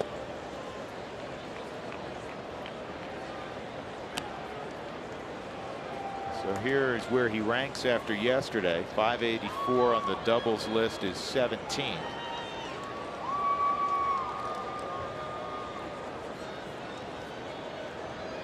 Pretty impressive. This ball's turned on deep left field. Got a chance if it stays up off the very top of the wall. It'll be a double for Pacheco.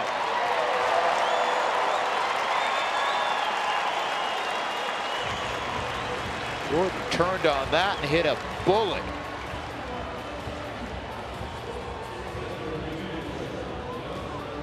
Rockies not treating Kershaw like Kershaw, are they? Not like he's used to getting treated when he shows up, but he's got a lot of elevated fastballs today. Jordan taking advantage of one here. If it's an inch to the right, it's up the tunnel. You see how close this is to getting out of the ballpark. It just hit on the left side of that pillar. On the right side, probably going to scoot on out of here.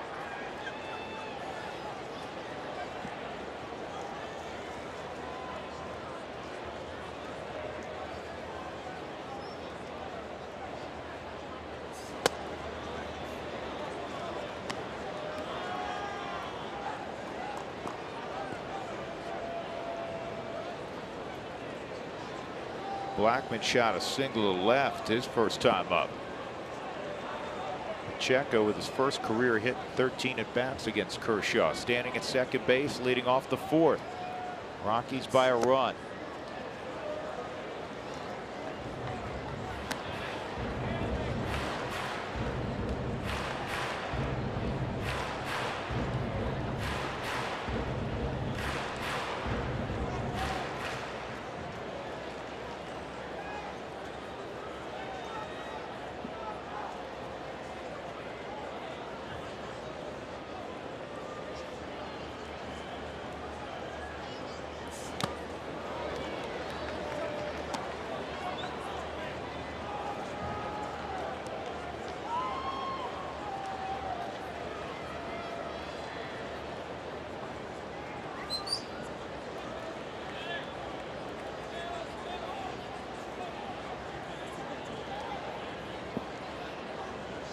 Two balls and a strike.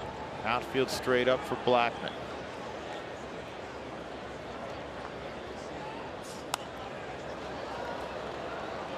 And Charlie, since he hit that home run onto Utah Street at Camden Yards, hitting .341. Did another home run since then. He's got 3 doubles as well, slugging at .561.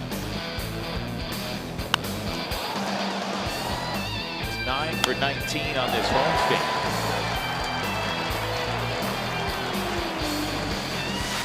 Battled so many injuries, foot, other maladies. A misfortune of missing a bunch of time the last couple of years. E.J. Ellis kept Pacheco at second with that block.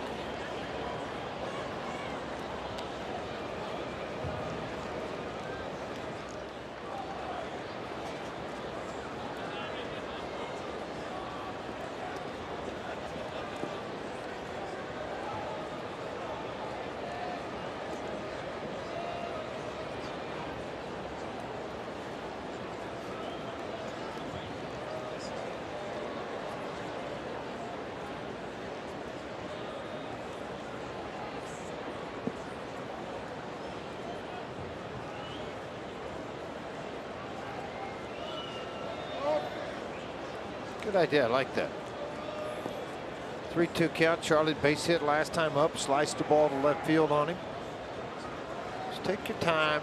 Make him take your time and disrupt some things on what Kershaw is trying to do on the mound.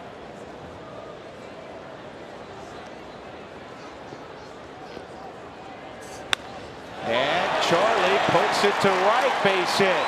Pacheco will stop in deference to the arm of Puig. Second time Stu Cole has honored the great throwing arm of Yasiel Puig. It's first and third, nobody out. And you have Bettis coming up. Sixth two-strike hit by Rockies hitters in this ball game against Clayton Kershaw, one of the best left-handers in baseball. Mike Shaw Subaru Supermo, nasty pitch, down and away slider.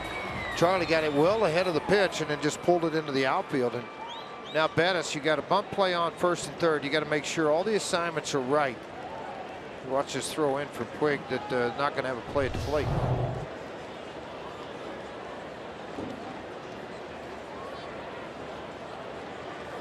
Puig has done a better job of hitting cutoff men. When he first got to the big leagues, he threw it from the warning track to the plate. They fly over everybody, but he did it earlier in this ball game.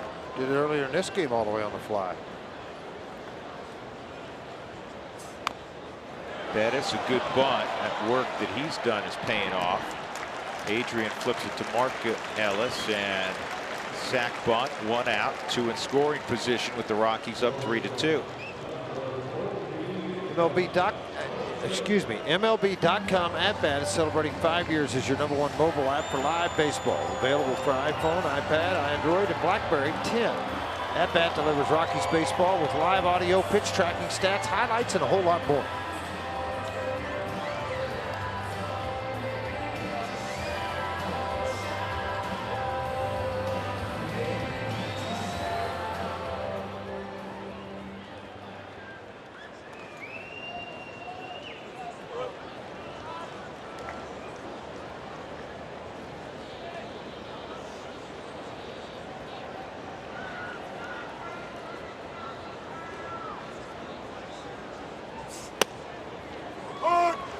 Real important here, hate to state the obvious, that Rutledge with his speed gets the ball in play. Second and third, the infield's back.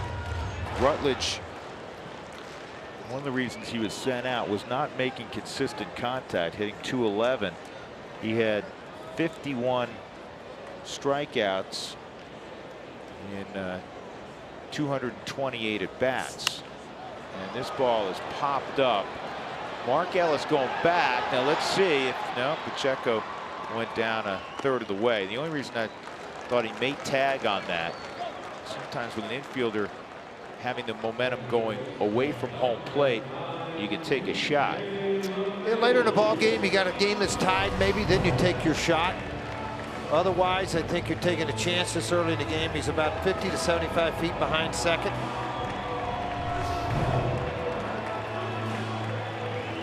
DJ LeMahieu trying to come through with a 2-out hit, single in the first and scored a run, caught looking on a curveball in the second.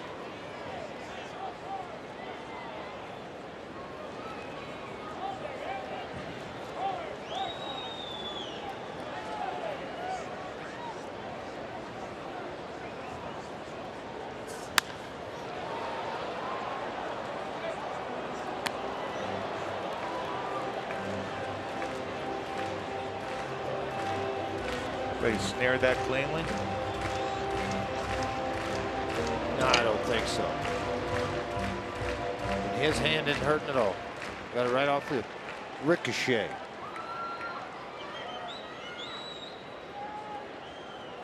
Nice job, Dad.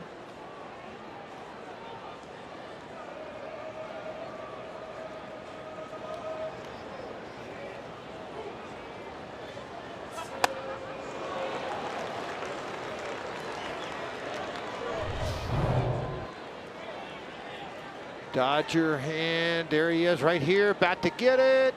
Gone. Oh, but I almost had it.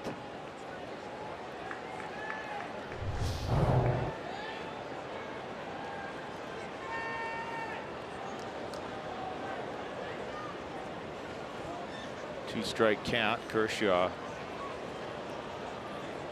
steps off the bat. Well, remember, 8 hits by the Rockies right now ties a season high, which the Rockies had against Kershaw back on May 31st. Of the 8 hits, 6 have been 2-strike hits. Not being able to finish guys off, something he has done all year long against the other opposition. He struck out 3 in the game, so he's reached 200 for the season. Again.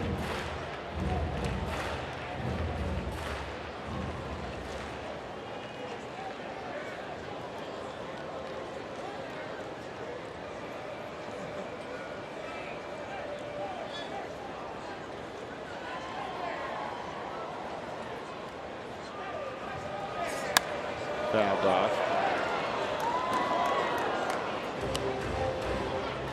4 straight years, 200+ innings, 200+ strikeouts. His career high in innings, 233 in 2011. Last year he went 14-9 with a 2.53 ERA, 227 2/3.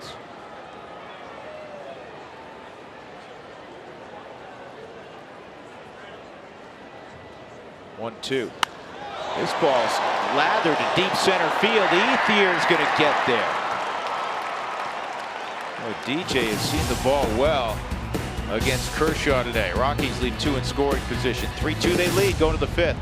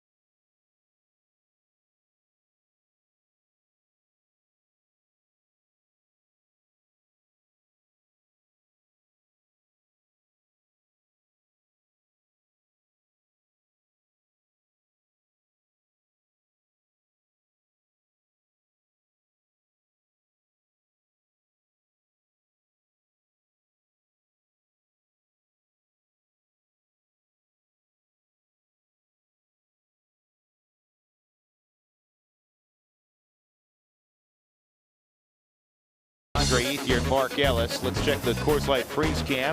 Yasiel Puig thought he had a base hit. Instead, it turned into a double play.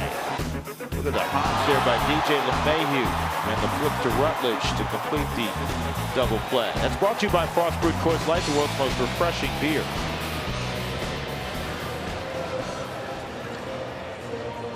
Puig is 1 for 2 and hit by a pitch in this ball game. Hanley Ramirez a walk and a ground ball to second. Hanley will come up here in the 5th inning. In all likelihood, this will be it for Chad Bettis. 90 pitches right now.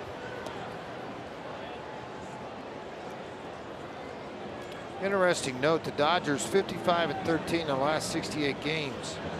More losses to the Rockies, I believe, than any other team. 3 of those 13. Doug's going to tell and confirm it in just a minute. High fly ball to left field. He just missed this. Culberson will have a play. 1 out. Andre Ethier will come up. Toyota Talk inning. Do umpires watch the ball cross the plate or enter the mid? Doris in northern Colorado. It's where the ball crosses the front of the plate. Yeah, and a lot of times though umpires get fooled, like that high curveball on the strikeout of DJ LeMahieu. That wasn't where it crossed. It was more where they received it. But sometimes it works that way in a favor. They're supposed to, obviously what Drew's talking about, across the plate. But a lot of times when it gets pushed out by catchers on a hard sinker or slider, it gets taken away from them. Andre Ethier with 1 out. Most umpires would tell you, you know, they have guidelines like from wherever they squat down, from the mask down, it's going to be a ball. That's going to be my height of the strike zone, width of the knees, watch it pass. I mean, they do a lot of different ways to do this, but they're so monitored now and graded after every game behind home plate, on the field. This ball golfed to deep right center field. Nobody's going to get it. And Ethier is going to stop at second with a 1-out double.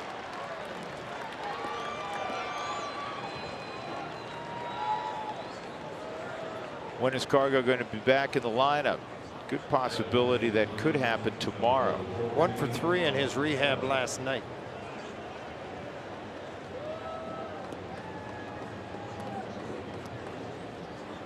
By the way, Roy Oswalt will make a start in Grand Junction, I believe, tomorrow. That is correct. That'll be tomorrow. Come back.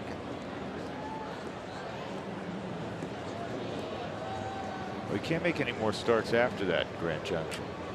Well, they play actually till the 17th. They do go to the 17th? Yeah, they go deeper. I think 17th and 15th their last ball game, because they don't start till June the 17th after the draft. It's 10 days after the draft, I think, is when they get started. Jeff Manship in the bullpen the other night, worked an innings, had a strikeout.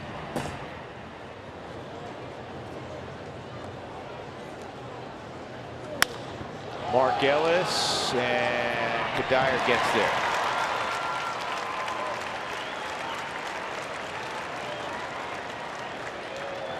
And now the guy who had the clutch 2-out hit in the 3rd inning to drive in a run, A.J. Ellis.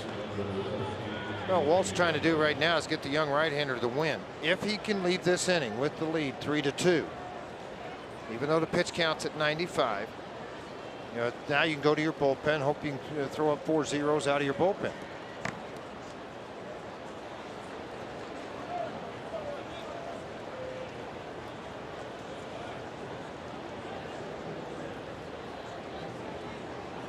Good pitch.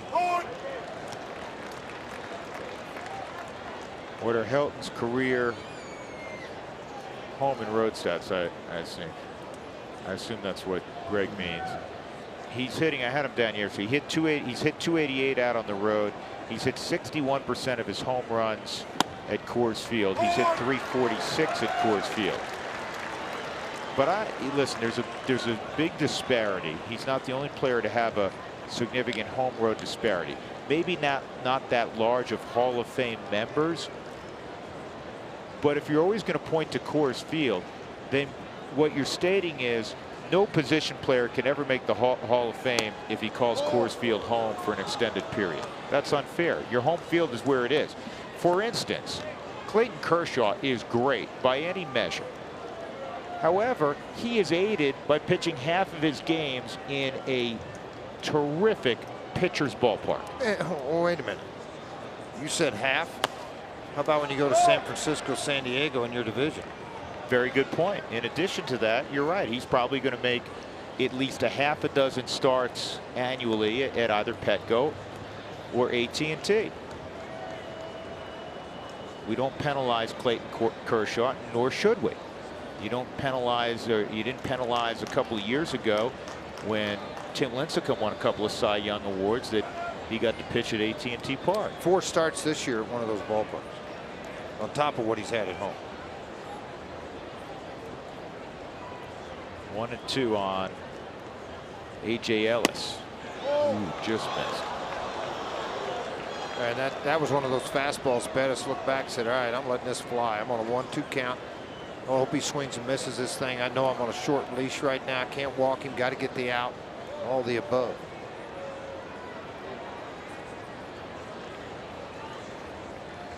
Two-two. And now 3-2. Good block by Willeen.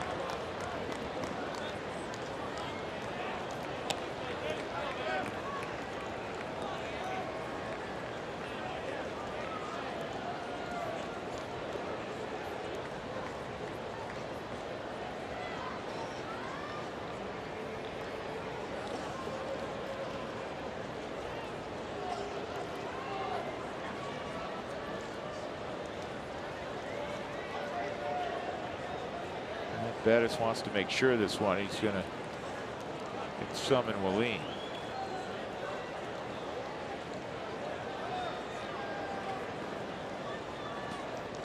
You just want to make sure you're on the right pitch. You know you're on the string, and I just said it a minute ago. I mean, your pitch count's sitting at 101 right now, and you're feeling like you kind of push that envelope as a manager and as a pitching coach already.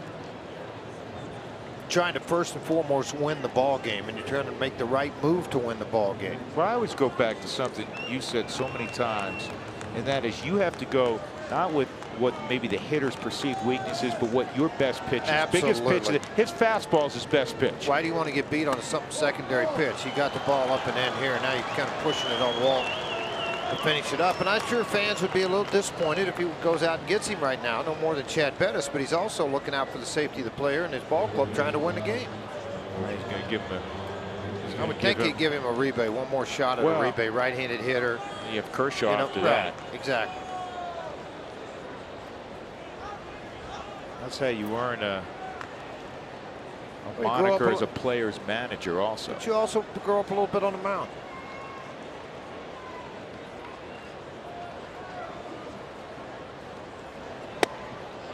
That's a strike.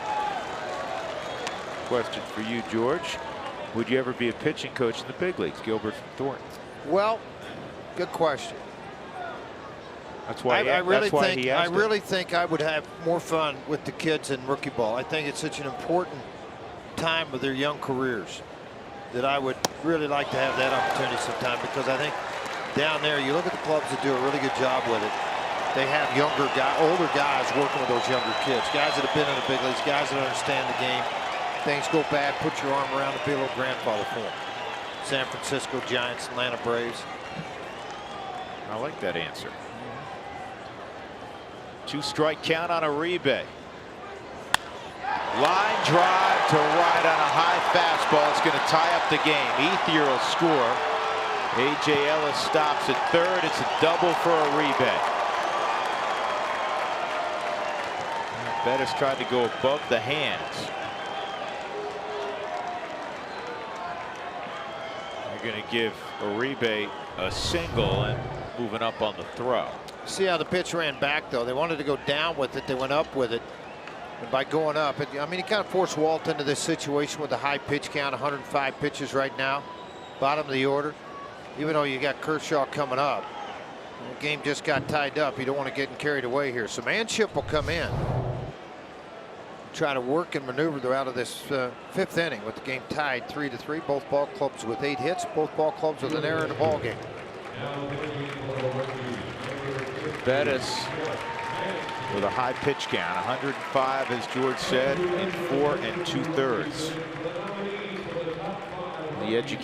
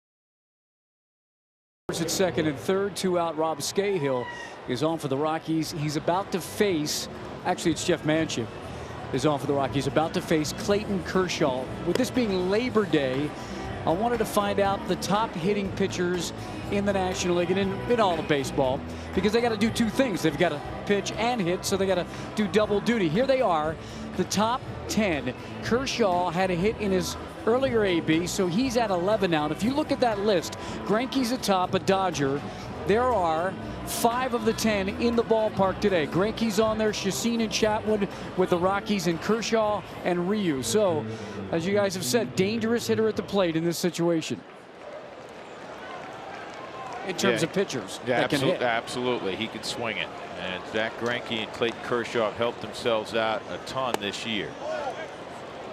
1-0. Shoot, Greinke had a stolen base yesterday, also his second of the year. It's been a while since a pitcher had a couple of bags in a season.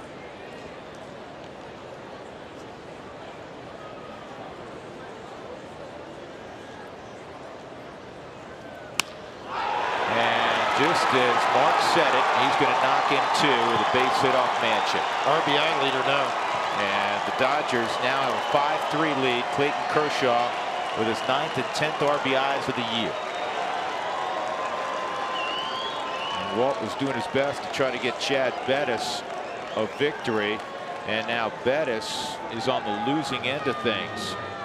There's too much traffic. Yeah, too much traffic. Left the ball game second and third. Got a fastball up and around from Manship up in the sky. When that happens, you got a pretty good athlete at home plate. He didn't try to hit it hard. He just went to the opposite field with it. 2 of them coming around, and I mentioned just a minute ago the most RBIs by a pitcher now in the National League. Kershaw, Scott Feldman of the Baltimore Orioles with 8. Man, interleague play. He must swing pretty good. Well, he was with the Cubs. I know. I was checking to see if he remembered.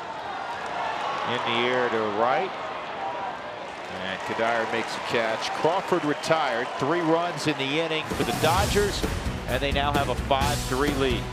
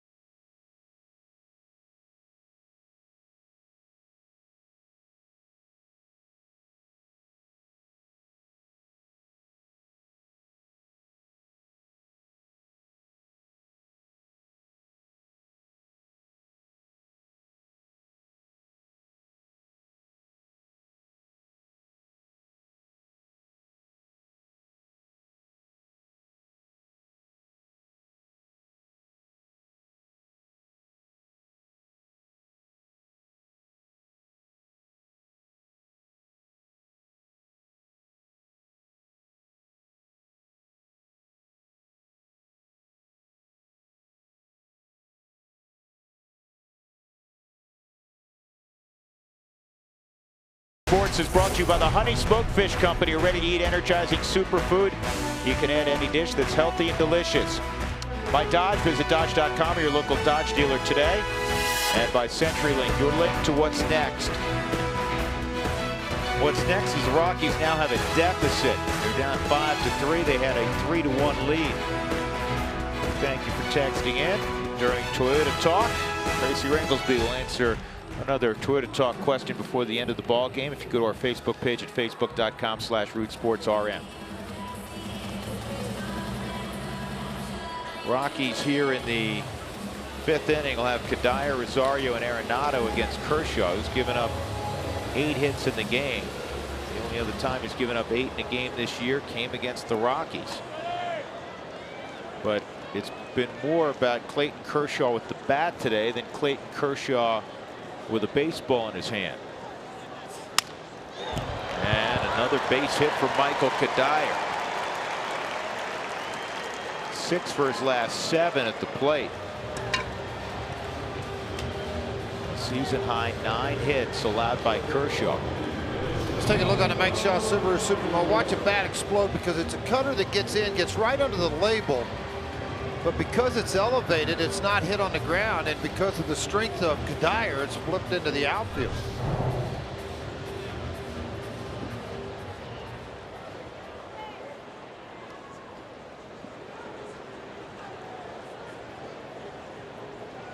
Here's Rosario, RBI single in the first, also a strikeout inside on Willeen.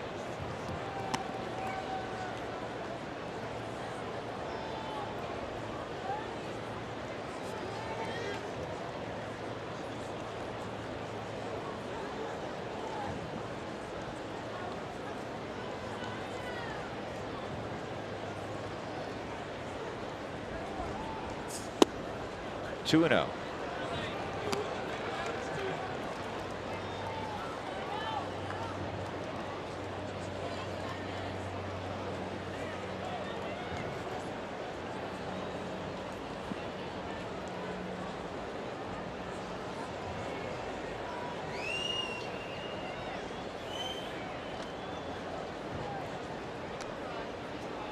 Started the ball game a little cooler than what it is right now.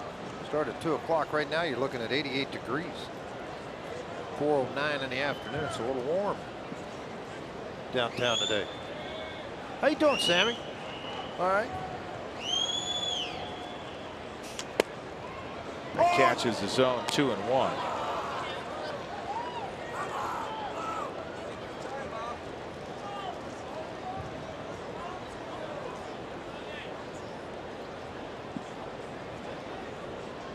New York Mets have signed Aaron Harang. He's been with a few clubs this week, or this year, hadn't he? He just got designated by Seattle.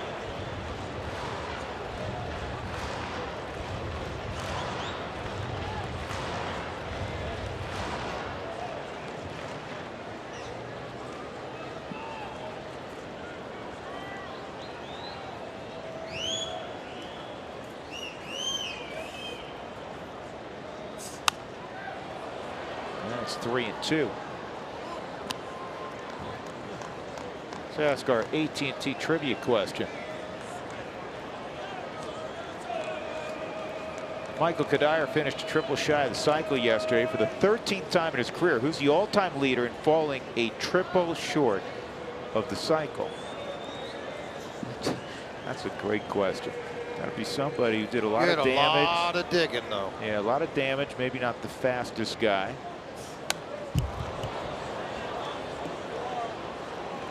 Ernie Banks.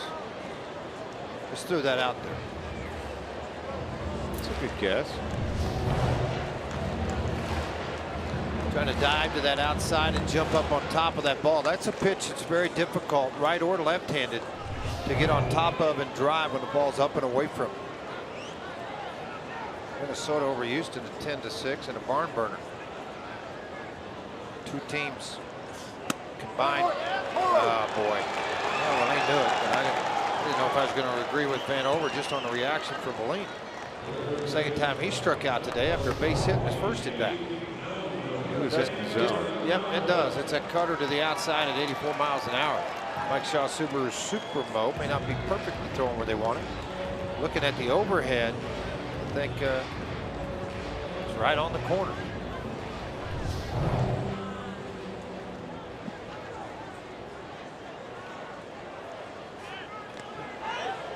Got back in there.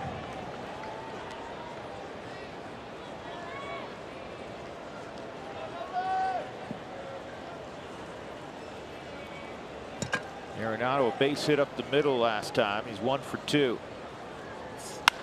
Nolan drives this ball to deep left center field. Kadire should be able to score. Off the base of the wall, Michael will score easily on the double by Nolan Arenado. Boy, almost knocked the stitching off that baseball. That was crushed. 5-4 game. 47 RBIs as these two Rookie of the Year candidates go head-to-head. Arenado and Puig from the Los Angeles Dodgers. Arenado does get a high fastball. Look at Kershaw. He's thinking, just stay in the yard, please. He knew he'd made a mistake, and Arenado had made him pay for it on the Mike Shaw Subaru Super Bowl. You could check the fly to the ball. It was close.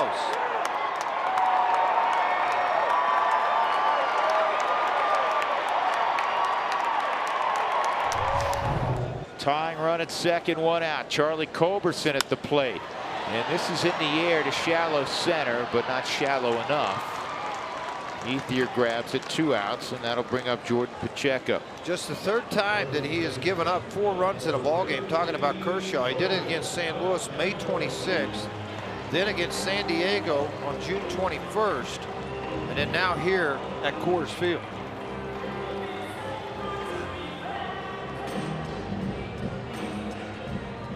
The April 17th game, only 3 of those runs were earned.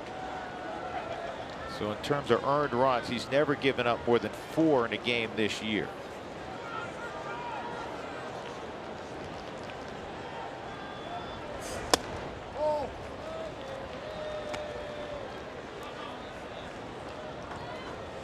Rockies 4 runs, 10 hits against Clayton Kershaw, and we're in just the 5th inning. Jordan had a double off the top of the left field wall his last time up. Another well hit ball against Kershaw.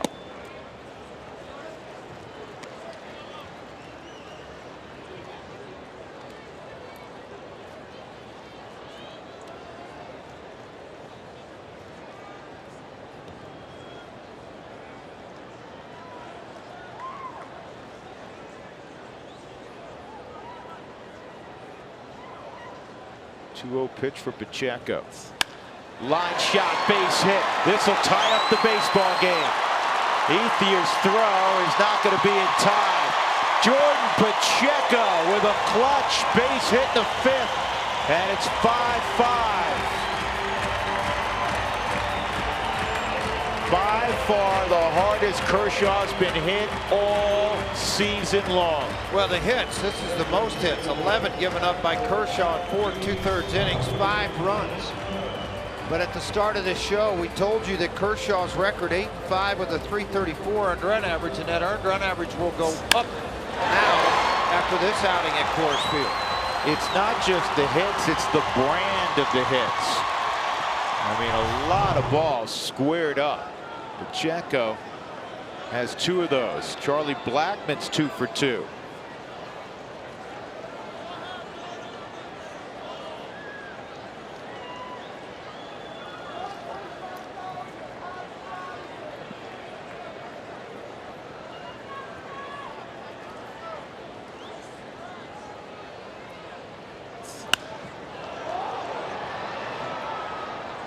Well, this is an interesting graphic.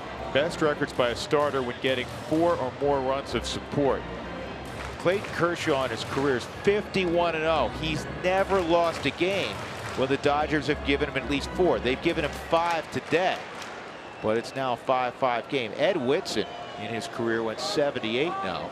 Until he played for the Yankees. I was going to say, didn't you play with Whitson? No. Kirk McCaskill. Billy beat him up a lot. Yeah, those two did fight, didn't they? There's a line drive, but it's right at Hanley Ramirez. Everything hard against Kershaw today. Got to take advantage. Rockies have so far. It's 5-5.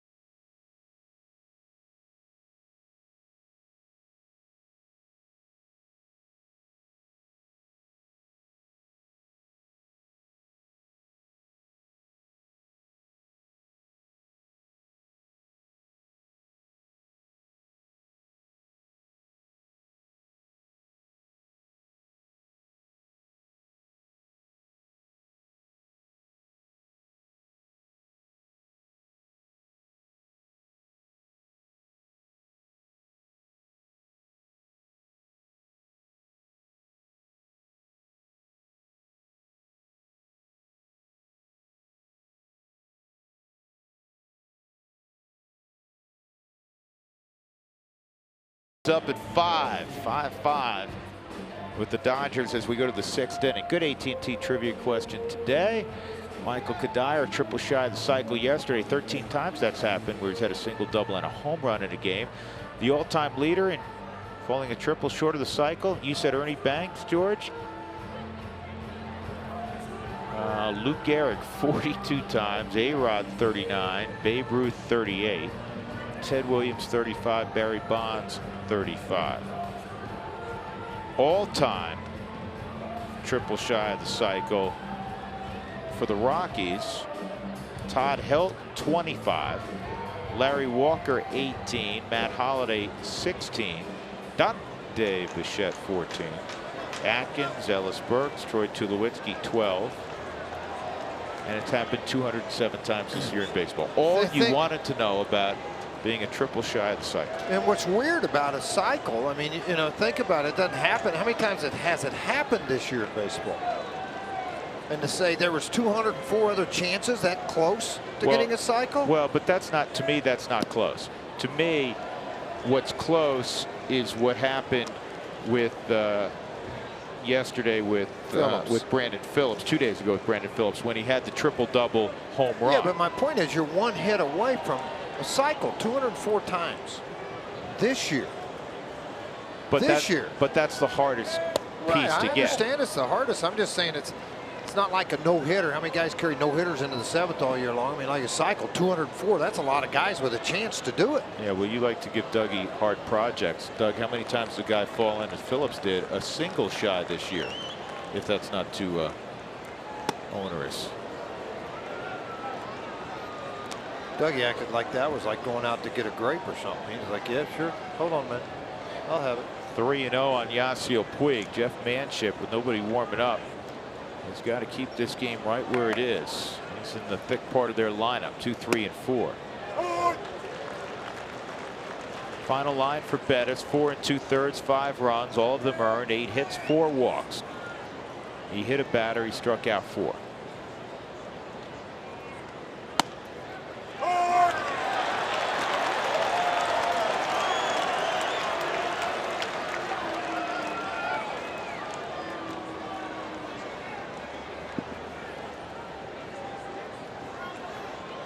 Three and 2 on Yasiel Puig. Hard on the ground to third. Arenado's got it. He said Pacheco's off the bat. When the throw from Arenado pulled him off, it had a little sail to it because he saw Puig come out of the box flying. And it just appeared maybe Nolan's hand got a little bit sideways on it, and the ball sailed. We'll have a better look at it here in just a minute. But it was the hustle of 66 that made it turn in this way. Hit extremely hard. Nolan's back in the shadows. That makes it difficult to catch it anyway. You see how that ball sailed a little bit and sank? You're going to see it right here in just a minute. Watch. Right here is sinking, and Pacheco's foot does come off. Right here. That comes off right there as he goes out to catch the baseball.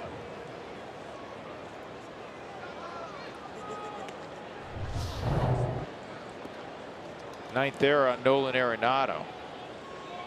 You know, if Todd does hang it up this year, how many more errors will occur? You and I were having this conversation. You know, that'd be a great Toyota Talk question tomorrow. How many more errors do you think will happen without Todd at first base on throws from infielders to him? Well, picks in the dirt. Is it Saturday? Tomorrow? Saturday? What day is today? Monday. Today's Monday. We'll do it on Friday. Saturday. We'll do it on Friday. Do it on Friday. That's a base hit. And Puig's going to go first to third. And now Houston, we have a problem. Well, they may have a problem. Puig looks like he hurt himself sliding. Davey Lopes told me today part of the issue with Puig, and you know where we've seen so much video of him where he doesn't slide, said he has not learned how to slide properly. Well, You're still trying to teach him. Slide. I'll tell you why. It looked like he raked half the skin off his backside coming in here. I mean, that's an ugly slide. Yeah, you don't need to hook slide on something like that. It's my old high school coach would tell you, so you don't have to bounce your bun, son. Okay, really? Okay, well then make me a pitcher and I'll never have to slide again.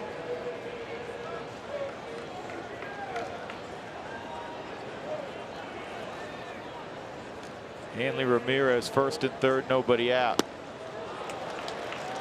Good thought process there. 0-1 count, make it a slider, make it a big move on it. He did just that, out of the zone, because you take advantage of those shadows.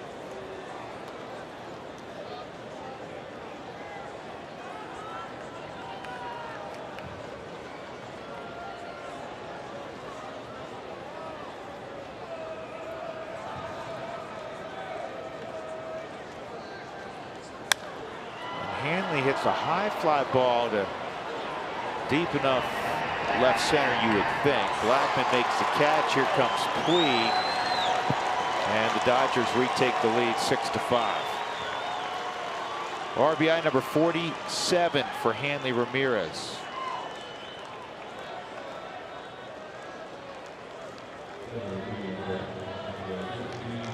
Hey, Drew, can I answer your question? I know it's very difficult. Runner on first right now is a good time for me to do this. There's only 4 times this year. 4. Listen to me. 4 times they've come up shy of a shingle. Hunter, Uribe, Phillips, and David Wright of the cycle. Who were the first 4? There's only 4. The first, what do you mean? Torrey Hunter, Uribe, Phillips, and David Wright. Good work, Dougie. You love those challenges. Now, if you told me somebody did that 10 times in their career, I'd say that's a lot. Well, now you're going to have him look that up. How many times Dougie says stop? He's I'm out. bored. Here's Ethier.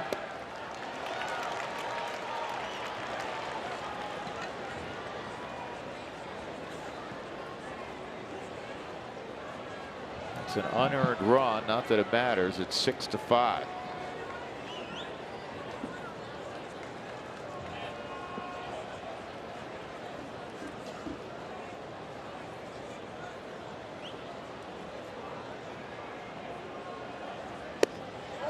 Wow.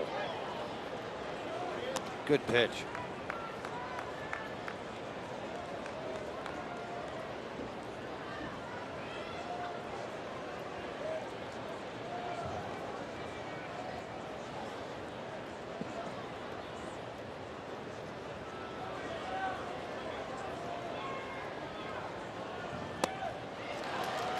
Really good changeup. Colorado Springs lost, or excuse me, won. No, they lost their last ball game to Fresno today. Armando Galarraga, acquired in a trade from Cincinnati, went 6 innings, 4 hits, couple of runs, 1 earned. Corey Reardon took the loss, 2 innings, 3 hits, couple of runs. Mitch Lively, the former Rocky, 6 innings, 3 hits for the Giant. Brett Bochy, Bruce's son, picked up his 2nd save of the year. How did Cargo do? Cargo was 5 for 5 with 4 home runs and 7 RBIs. How's that? That would be great. Yeah. One problem, he didn't play today. So he must be on his way back to Denver to play tomorrow. Was not in the lineup.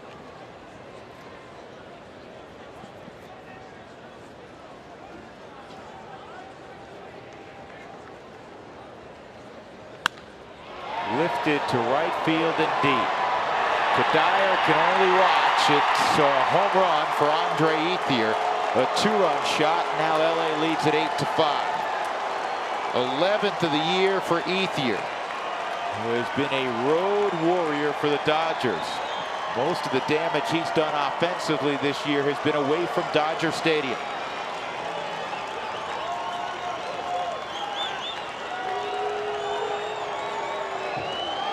You talk about those home and road numbers. At home, just 5 home runs. Away, he has now 6 home runs. So that's kind of what you're telling about. Even splits there on their home run duty, but the average for Ethier, 319 on the road. Not even close, 227 at home, and comes up with a big 2-run shot here and 3 on the board in a hurry.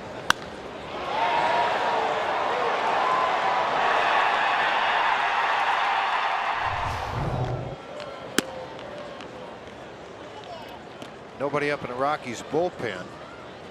There will be shortly, though, with the pitcher leading off the inning here in the 6th. Well, part of the issue with Bettis having such a high pitch count, again, the Rockies had to utilize a slew of pitchers yesterday for 7 innings because Chatwood got hurt and was removed with nobody out in the 3rd.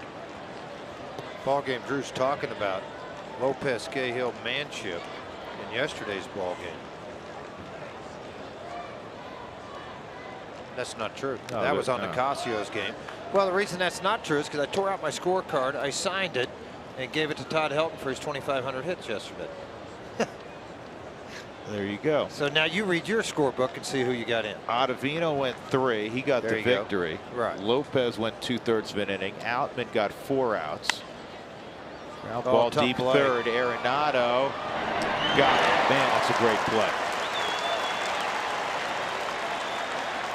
Belisle went an inning and Brothers went an inning. So 5 out of the bullpen. Ottavino's obviously down. Man, You'd I like to tell you- stay away from Outman. Right, I tell you right now, watch this backhand. These are the things, folks, Gold Gloves are made out of. He doesn't take his time to plant on the back foot because he's got some arm strength.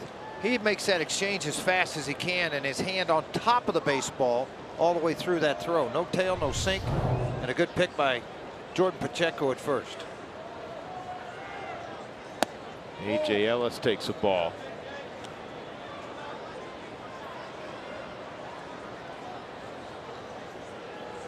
Two outs, nobody on. 8-5. L.A. in the 6th.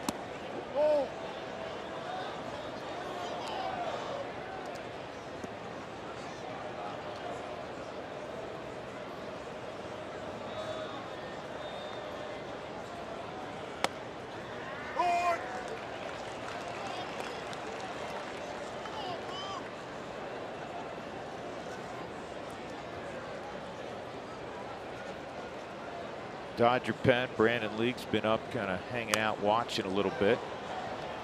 He prefers to pitch on the road. He's not been popular in LA this year. You know what it is? Sometimes guys handle the pressure of pitching out on the road so much better. You're away from the media, the mass media you run into there, and that's every TV station, everything else you got to deal with.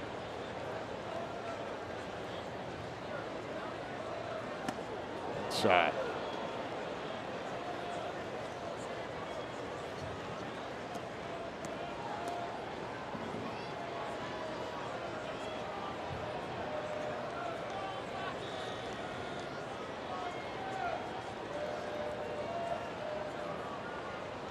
Three-two, and that's wasted.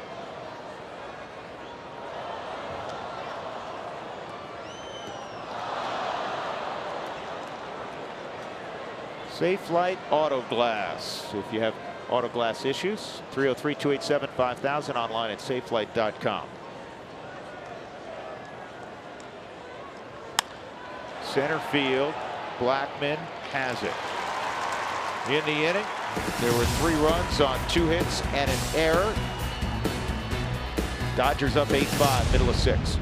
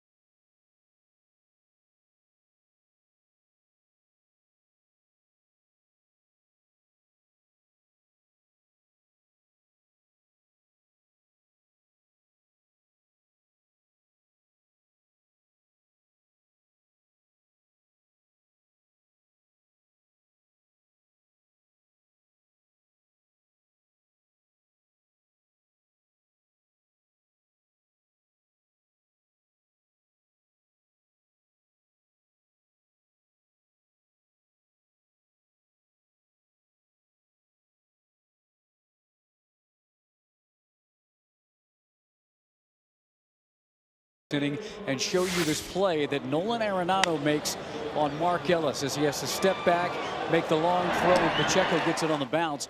Earlier today, big conversation with Walt Weiss just about the Gold Glove ability of Nolan Arenado he's seen this year.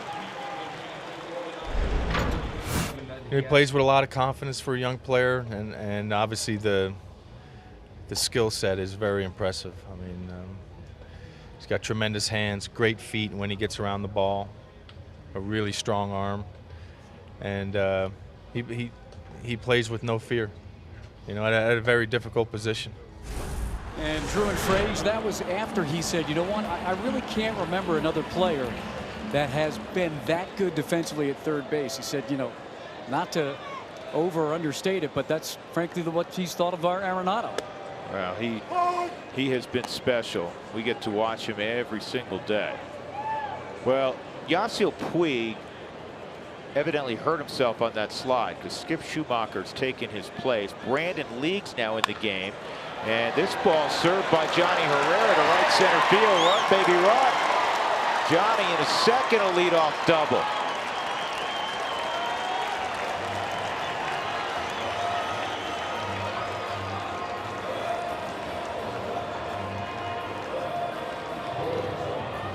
Here's why we believe Puig had to come out of the ball game. An awkward slide. That just looks like razor burns to me. Sue Falcone, the head trainer for the Dodgers. Go see who went down there with him. Mark McGuire, the hitting coach.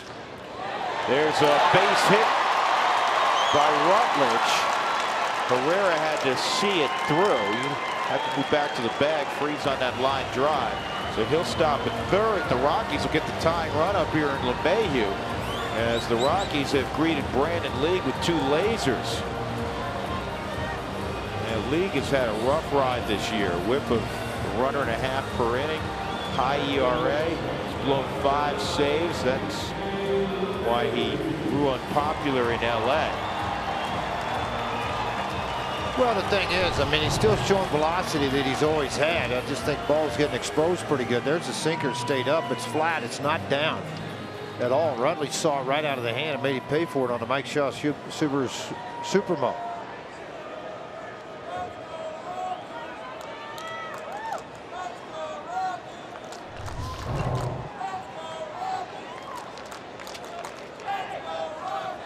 LeMahieu's hit it hard a couple times today. 1 for 3. He lined a deep center field his last time up. So Kershaw with his shortest outing of the year, but he's on the plus side. He goes just 5 innings. Gives up 5 earned runs on 11 hits. That's a season high. The earned runs a season high. Walked 1. He punched out just 4, which by his standards is not many. But as I said, he stands to get the victory if the Dodgers continue to hold the lead. But that's a jeopardy right now. The Rockies threatening against League. 2 on, nobody out. And Kadire on deck after DJ hits. Willeen Rosario in the hole. Good speed at first in Rutledge, and he draws a lob throw from League, a former Mariner. 10-person bullpen for the Dodgers right now, so Donnie's not going to be afraid to go to that bullpen and get people going and get them loose and try to shut down anything right now, even though he's got a big lead. Game-wise, just keep this thing rolling in the right direction. Wilson, recently signed Wilson, up for the Dodgers, starting to throw down there. And then Jeff Francis for the Rockies is throwing in their bullpen.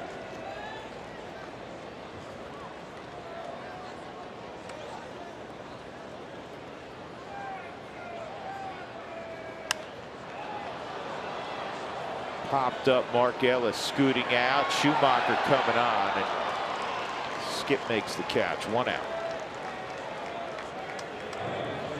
Here's the in-game box score. It's brought to you by Subway.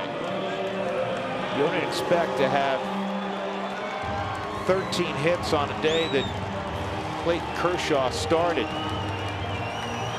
But that's what the Rockies have. 11 came against Kershaw. Rutledge, LeMahieu. You notice every position player has a knock. And the 9 hole, if we extended it that far, has a knock now that Johnny Herrera has a pinch hit double. Michael Kadire was kidding him today about his 4-for-4 performance yesterday. I said that was for the family heading back east. He said, yeah, that was me saying goodbye to August. In August,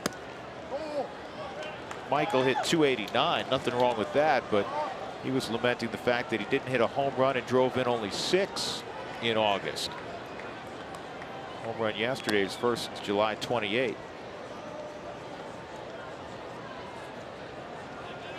He's off to a fabulous start in September, though. Hit a home run yesterday.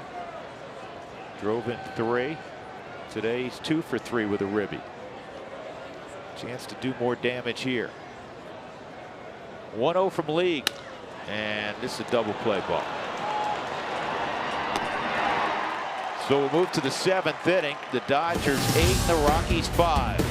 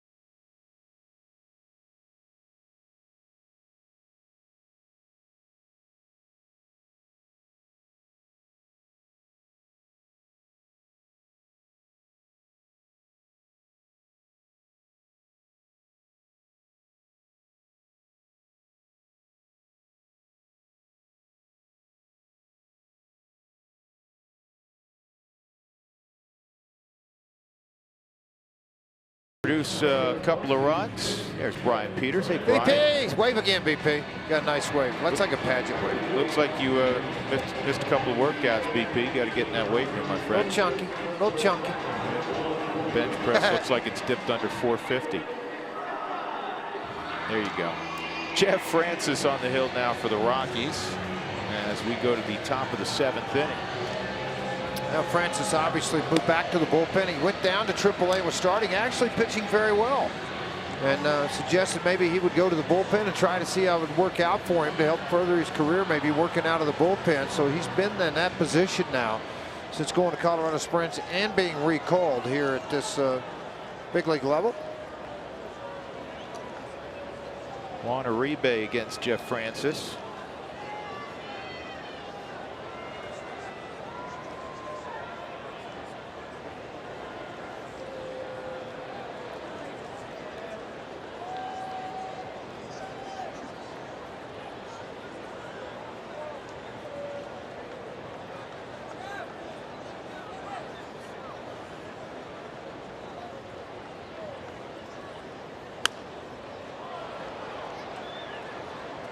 Foul ground, Arenado with room. Tim Wallach moves out of the way. Uribe retired, 1 out.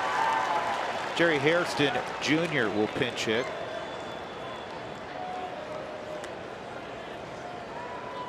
There's Jerry.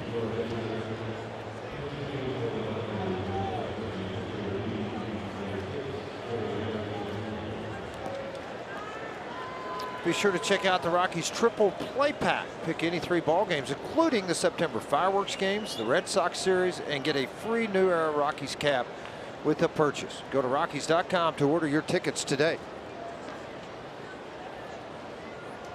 You know, as you go into the playoffs, you like to have your club set up where you have a right-left pinch hit situation. And this year, Jerry Hairston's been the guy for Don Mattingly in that pinch hitting role. 32 times, 7 hits, 4 RBIs. Nick Punto's next in line was 17 opportunities, and then Schumacher's gone out there 16 times.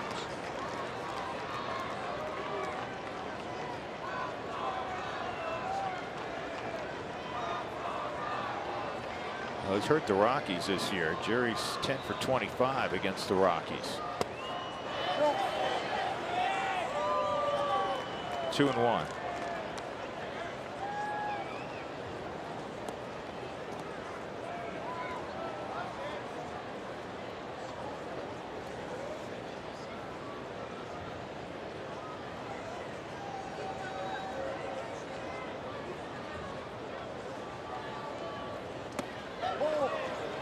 Check that one out again. Yeah, he did. Went.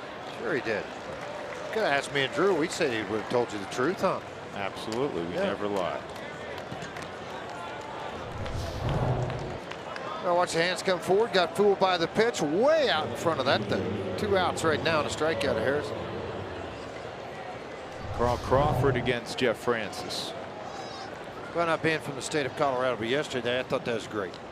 The excitement of that game, the football game, the whole deal, you know, it didn't really matter to me who won. I just want to see the excitement back in it like you did when Van Pelt and Platt were playing. Yeah. Seemed to be there a little bit yesterday. 2 new coaches, all excited about their programs. It was fun to see. Yeah, and you know what? They're both improved. And congratulations to the University of Colorado. 41-27 victory over the Rams yesterday. How about Wyoming, too? About Wyoming. Could lose 37-34 at Nebraska. Might tell you a little something either about Nebraska or Wyoming might be pretty good, too. Well, they're going to run that offense behind that quarterback. I love that quarterback. They produced over 600 yards of offense in Lincoln. That is unheard of. Yeah, that doesn't happen.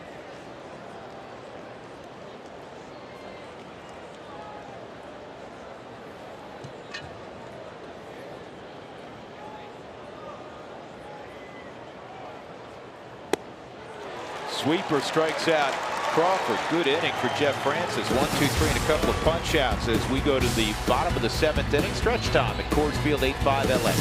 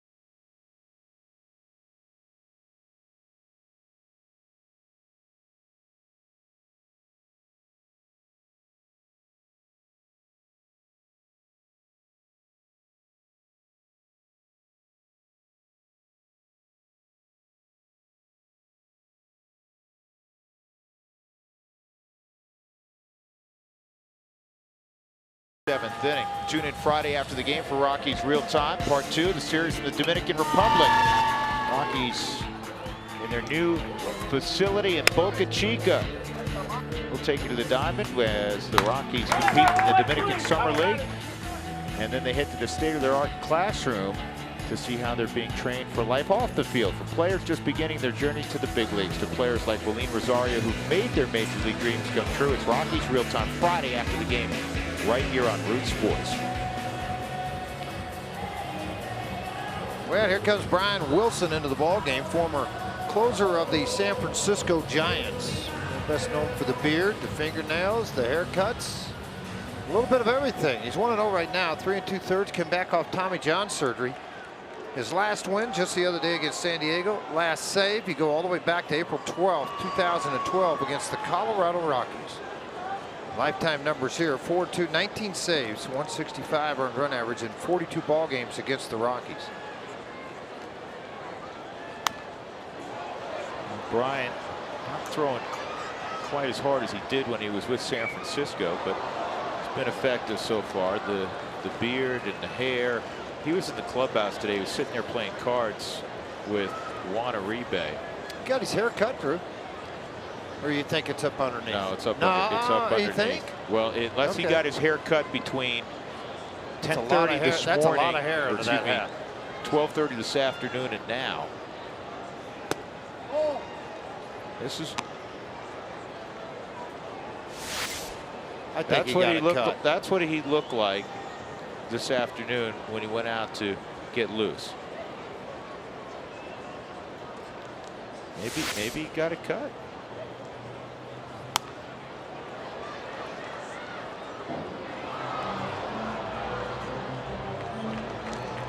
Nah.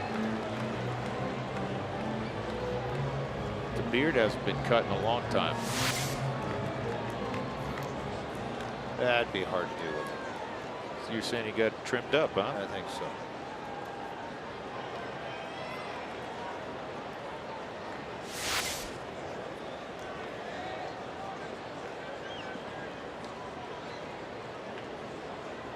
One and two on Rosario.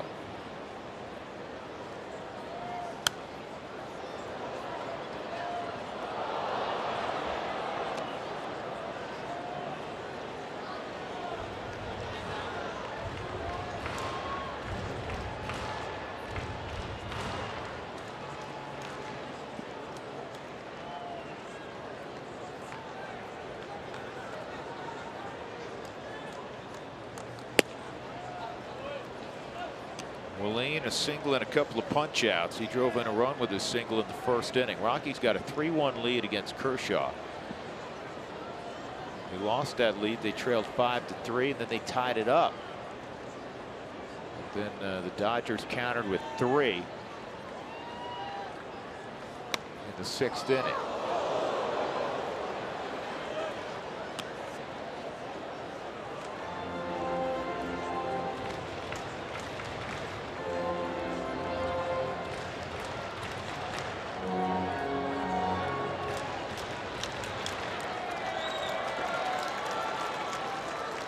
Braves won again today. They improved to 13-5. They improved to 31 games above 500. Freddie Freeman drove in 5. That's a strike. That's the 3rd time today that Rosario has punched out, twice looking. Up to the plate comes Nolan Arenado, a single and a double in 3 trips for the Rockies' 3rd baseman. If you're watching in the on-deck circle or in the dugout, it's been cutter, cutter, cutter, slider, cutter, cutter. He stayed out of the middle half of the plate.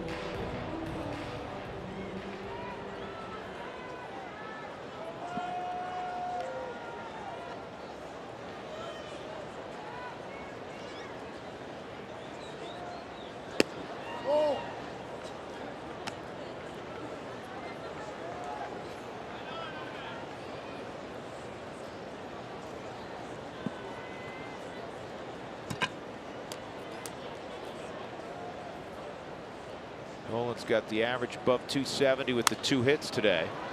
Let's pop up.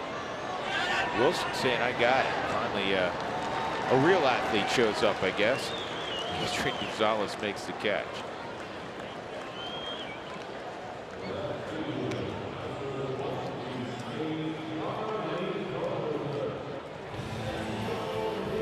Fans, if you'd like to receive text message alerts when the Rockies score 7, text the keyword taco to 720-720. When that happens, Taco Bell and Root Sports will donate $250 to the Colorado I Have a Dream Foundation.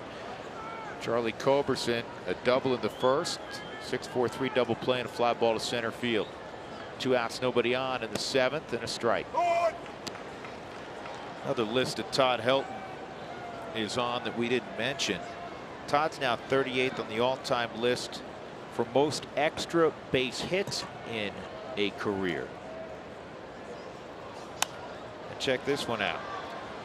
Helton became just the 8th player to enter the big leagues in the last 50 years, play for just one franchise, something he is extremely proud of, and produce 2,500 or more hits. The other 7 players who debuted in the last half-century and did that are George Brett, Robin Yount, Cal Ripken, Tony Gwynn, Craig Biggio, Chipper Jones, and Derek Jeter. By the way, a very quick update on Carlos Gonzalez. He's not playing today as planned in Fresno because of the finger. So that's all we were told from the Rockies Public Relations Department just a few minutes ago. Well, that doesn't sound like good news. No.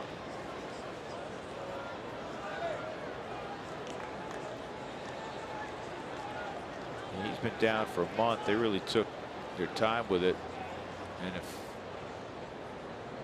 it's flaring up again after 2 days, something tells me we may not see him again this year. But let's wait, see how it plays out the next little bit. Brian Wilson, a 1-2-3 7th inning. We move to the 8th. The Dodgers up 8-5.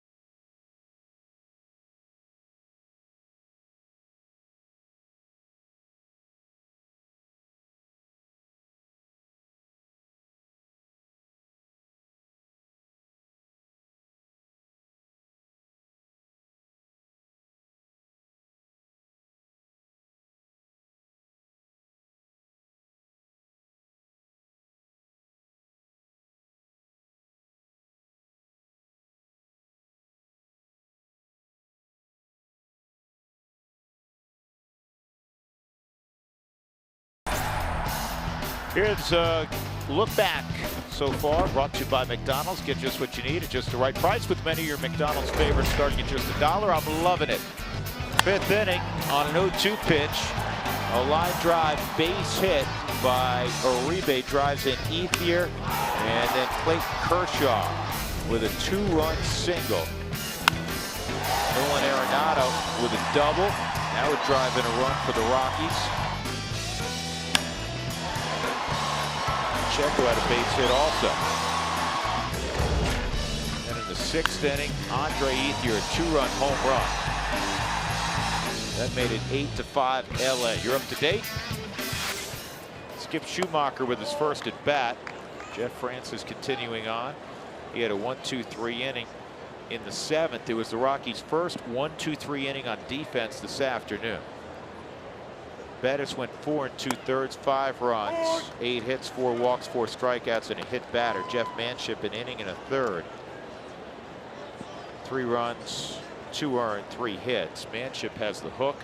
Clayton Kershaw, despite his poorest outing of the year, stands to pick off his 14th victory, unless something changes here for the Rockies.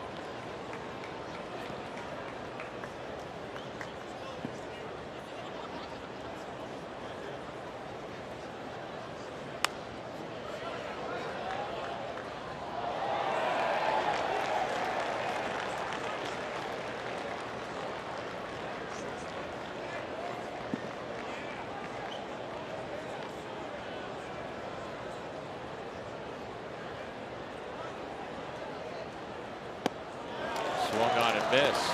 Jeff pitching well. He strikes out his 3rd consecutive hitter. He gets Schumacher. Adrian Gonzalez coming up. What's next is brought to you by CenturyLink. Here's the pitching matchup tomorrow. Ricky Nolasco came from the Marlins recently. He's pitching well in his hometown. And Jolie Chassin, he's had a very fine year. 13-7 with a 3.08 ERA. We're on the air at 6 tomorrow on Root Sports with the pregame show. I hope you'll join us then. And the shift is on for Adrian. The curveball misses. A bit more of a changeup.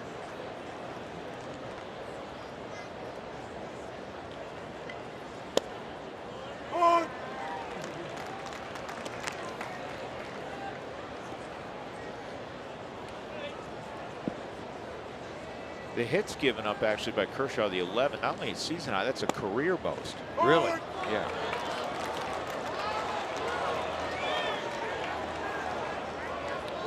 Larry Vanover's looking at Adrian. Adrian's looking at him and going, really? Yeah, that's to me a missed call by Vanover, and umpires are allowed that. Mark McGuire's getting a chuckle out of it. You can laugh when you've got 51-13 the last 64 ball games as the Dodgers have. They're 18-3 their last 21 roadies. Here's the 1-2.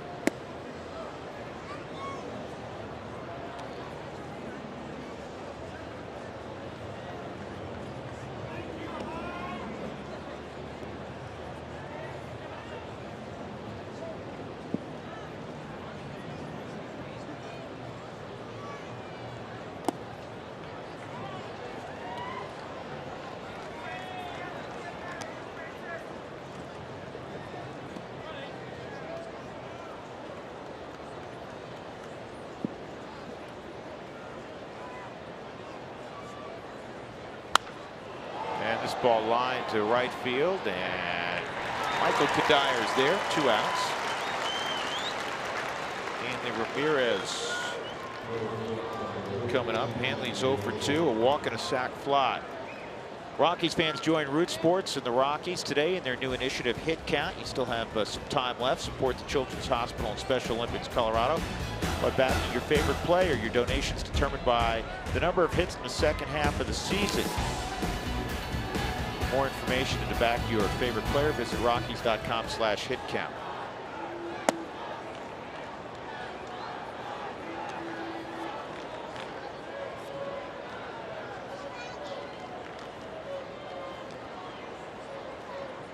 Todd's got 2,500. I'll take him for a career guy. How about that? You and a lot of other people. Yeah, Hanley pops this one up. Foul ground, Rosario. Not going to have a play. Previous high in number of hits allowed by Clayton Kershaw was 10 in a ball game at Coors Field, wouldn't you know it, back in 2008. Well, he didn't know what he was doing in 2008, did he? Young kid. Young kid. You know, the last time Georgie gave up 5 runs in a game, that many at least, was last July 24th at Busch Stadium. He gave up 8 against the Cardinals. They almost sent him out after that. They had thoughts of whether his stuff would work at the big league level. Well, Ned Colletti, Don Mattingly. Was Ned around then? Last year? Last year. Yeah, last year. Oh, I thought you were talking about 08. I'm sorry. No, this was last year in St. Louis. So we'll give the kid another start.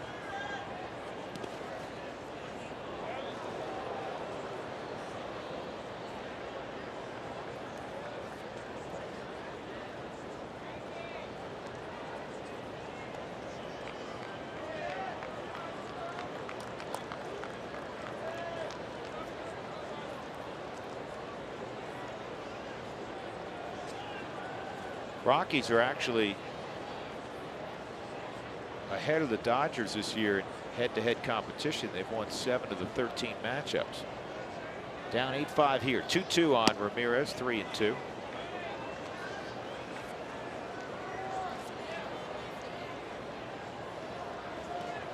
Jeff never had overwhelming stuff. 91, 92 when he first signed. But you're and the really good curveball. But now he's got to do it on guts and guile and that great head of his. Here's the 3-2, and he got it using his head on a curveball. Very strong outing so far by Francis. 1-2-3 innings, 4 punch outs.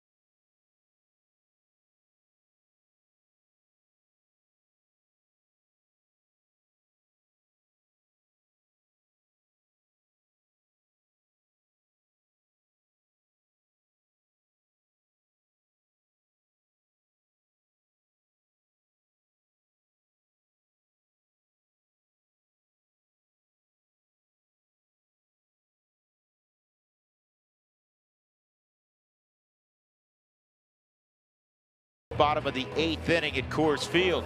This copyrighted telecast is presented by authority. The Colorado Rockies may not be reproduced or retransmitted in any form, and the accounts and descriptions of this game may not be disseminated without the express written consent of the Colorado Rockies. Jordan Pacheco will lead off. Ronald Belisario is on the hill now in the 8th inning for Los Angeles.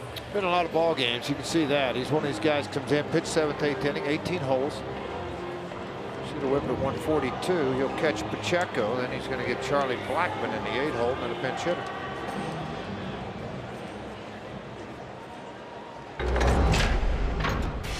George Pacheco's been pretty good all day long. Came up in his first at bat. Came up with a double, a single. Drove in a run.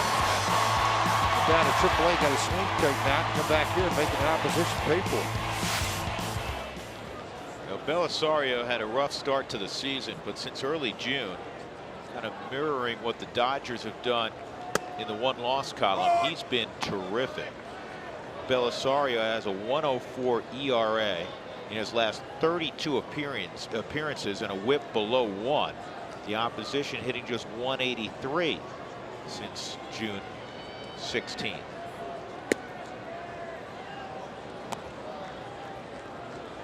Ball, 1 strike.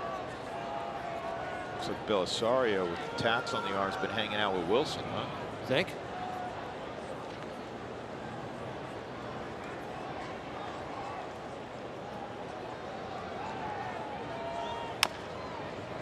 Heavy sinker with good velocity, 94 miles an hour that last pitch. You got to think back up the middle and on the ground. As soon as you start to try to elevate that ball, that's what's going to blow your bat up. It's hard to do.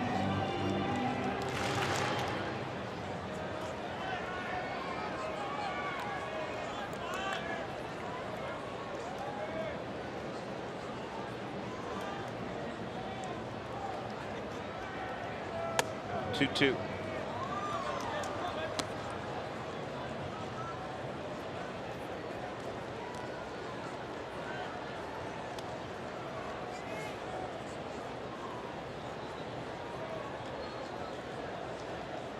It looks as if Matt Belisle is going to come on to pitch the 9th inning for the Rockies.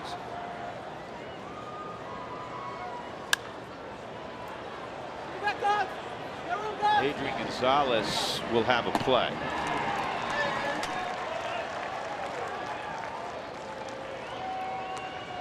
One out, and that'll bring up Blackman. Rockies got 3 in the first against Kershaw, 2 more in the 5th inning. But they have only 2 hits since then. In fact, if you recall, that 6th inning looked promising. Double by Herrera pinch hitting. Rutledge's single. It was 1st and 3rd, nobody out. But LeMahieu hit a shallow fly to right, and Kadire grounded into a 6-4-3.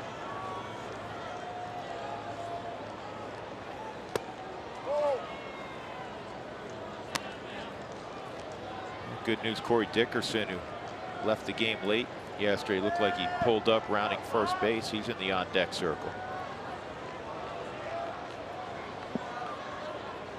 Blackman 2 for 3. Only out was a line drive at Hanley Ramirez.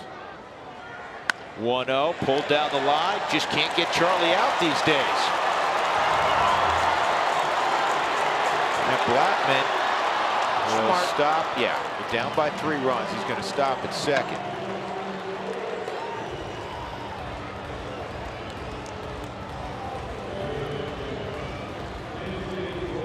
Well, I guarantee you they're all looking in that Dodger locker room and down the lineups and checking all the different things on as far as scouting reports on Charlie Blackman, because he continues to hurt people. He took a good swipe at the baseball down and in here and drove it to right field to get a 1-out double. Then Dickerson will come up to pinch hit now.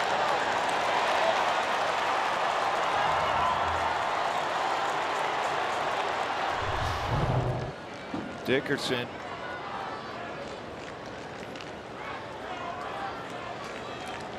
against Belisario. Corey yesterday was 3 for 4 and a walk.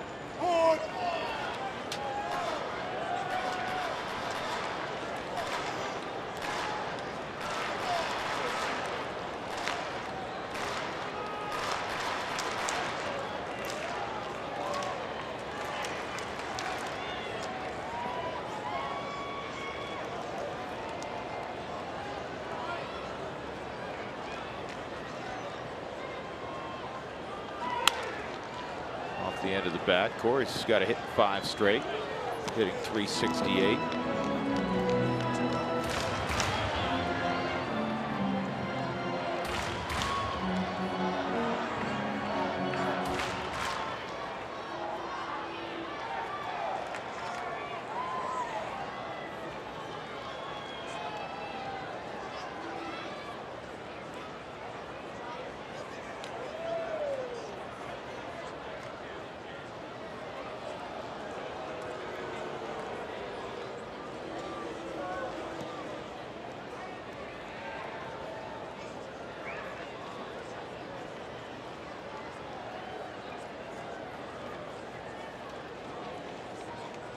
J.P. Howell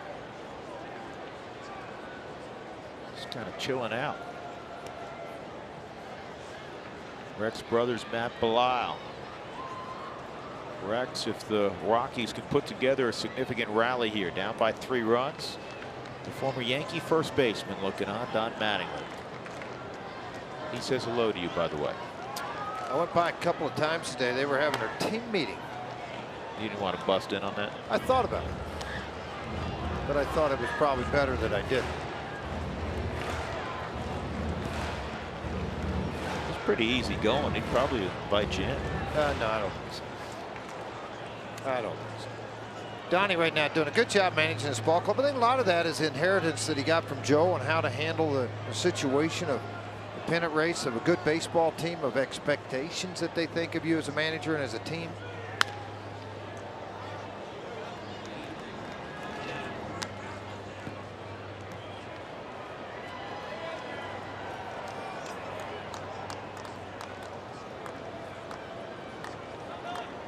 That big series in Oakland between the A's and the Rangers. Game 1 goes to Oakland 4-2.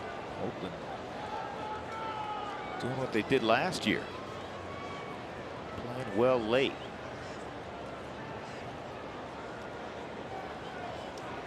Outside 1-2 on Dickerson. The big series in the National League, Cincinnati hosting St. Louis. That's been over for a while now. The Reds 7-2 over the Cardinals today. And Pittsburgh beat Milwaukee at Miller Park 5-2.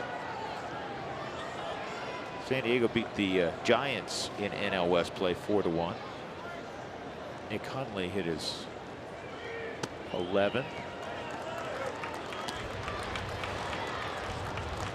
Arizona's playing an interleague series. Toronto beat them in Phoenix 4-1. 2-2. Dickerson back level in the count. Rutledge is on deck. Tulowitzki sitting this one out. Helton not getting a start against Kershaw. This ball ripped toward right center field. Run to the wall. It will. Jogging home with the 6th runs, Blackman. Corey Dickerson with a double. Boy, is he ever swinging the bat well.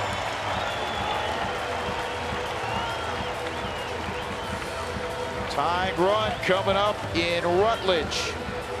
Now wheels will start to turn down in that Dodger dugout now with Honeycutt and Mattingly. How about this AB? Tyler Chatwood's going to run for Corey Dickerson.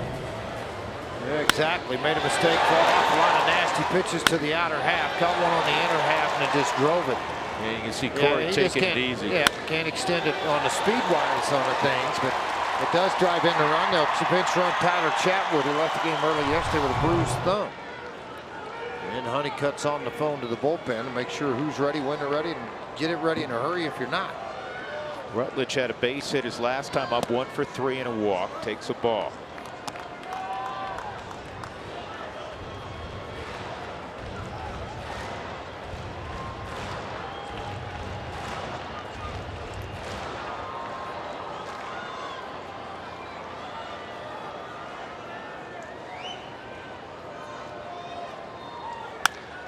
Back up the middle on through. Chatwood gets a green light. He'll score easily. It's 8-7. Here come the Rockies.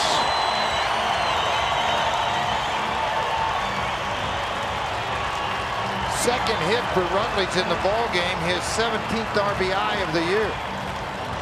And a nice full-fledged return to the big leagues for Rutledge. Did appear yesterday. Yeah, wait to see what Don Mattingly may do here if he's going to continue to let his right-hander face. That ball center cut. Lower part of the strike zone. A lot of guys like the lower part of the strike zone on the Mike Shaw Subaru Supermo. Shot it right by Belisario on the ground out into the outfield. The Rockies today 8 for 18 with runners in scoring position. Honeycutt will make a quick trip to the mound.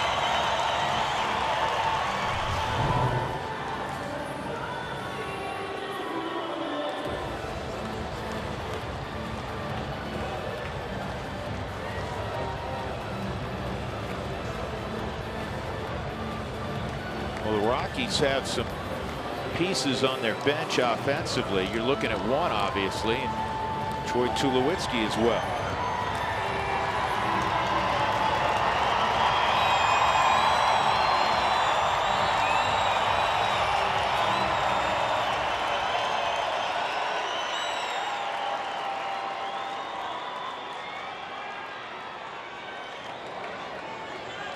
Carlos Marmol has joined J.P. Howell in the Dodgers pen.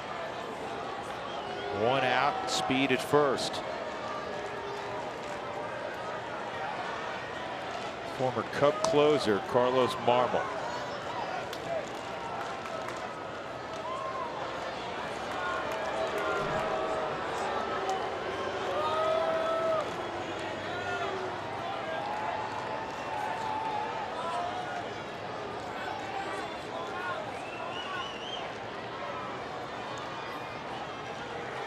LeMahieu up the middle, that's a base hit.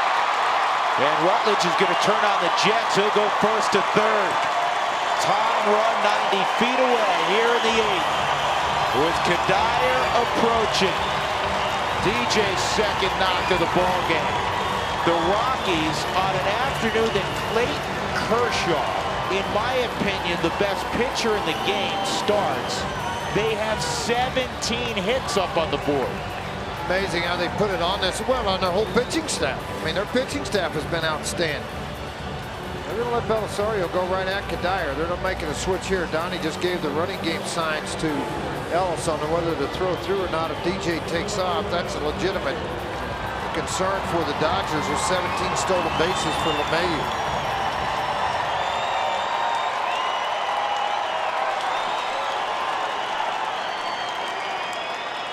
Dodger pitching staff, the lowest ERA in baseball.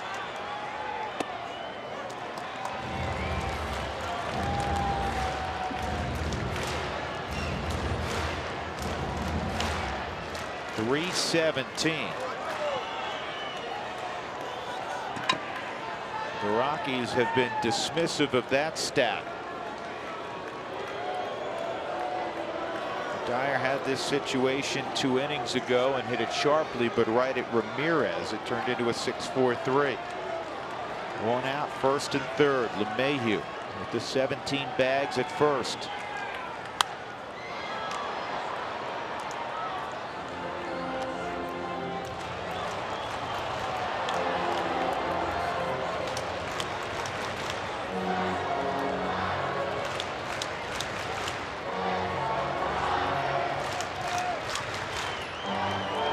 Dyer has 1 hit and 5 at bats against Belisario. That hit was a home run. Now let's see the roof come off this joint. See if he hits another one. In tight, 2-1. Good eye from Kadire.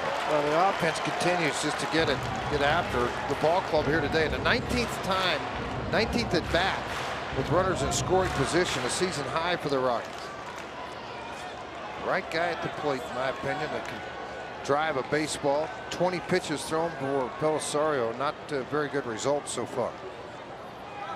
2-1. Bouncer to third. Got to get up the line. Oh, man. You won't see that too frequently.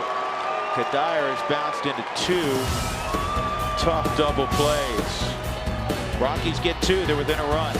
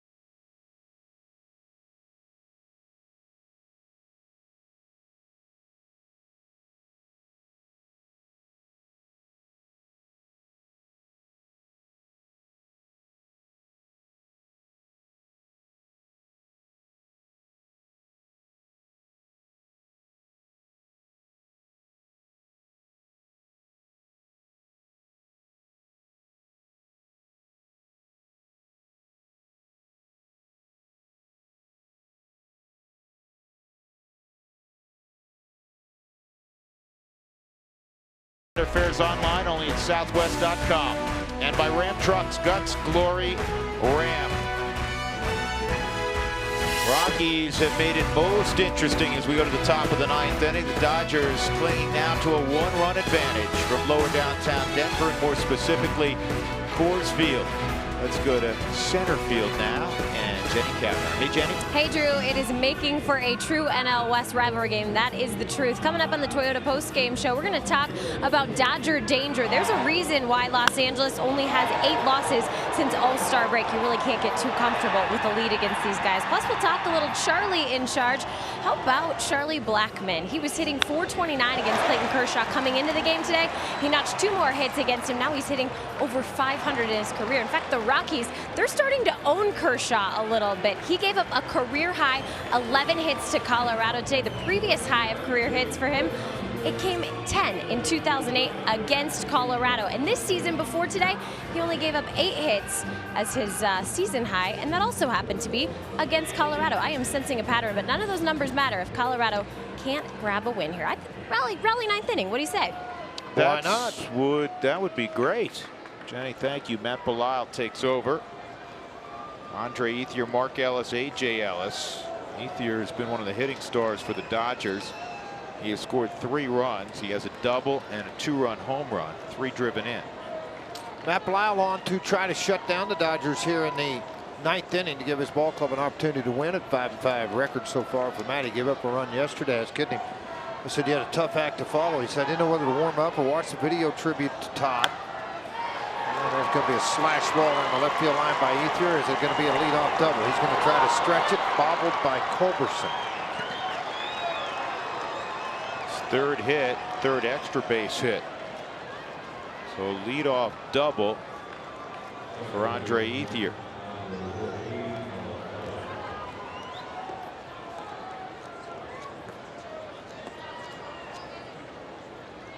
I'll bring up Mark Ellis. Dodgers, that's pretty wild, and this goes back to the first part of the year where you play a lot of divisional games, and then later on in the year you play a lot of divisional games. And you're out of your division a good portion of the summer, and also in interleague play a good portion of the summer. The Dodgers are 26-27 against the West. I know, not that good, but pretty good against everybody else. Yeah, 55-28. There's the bunt attempt, a good one by Mark Ellis, no play. It'll be a hit.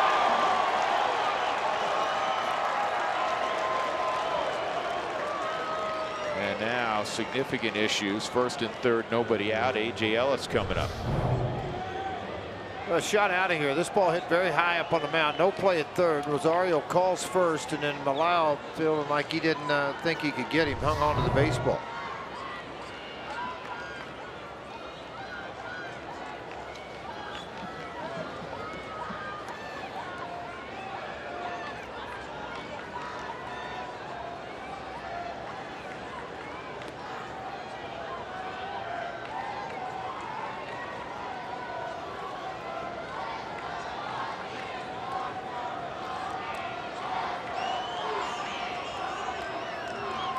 Infield in. A.J. Ellis is at the plate. The middle guys are 2/3 of the way. If it's hit hard, you can still turn 2 up the middle. You have pretty good speed at 3rd and Ethier.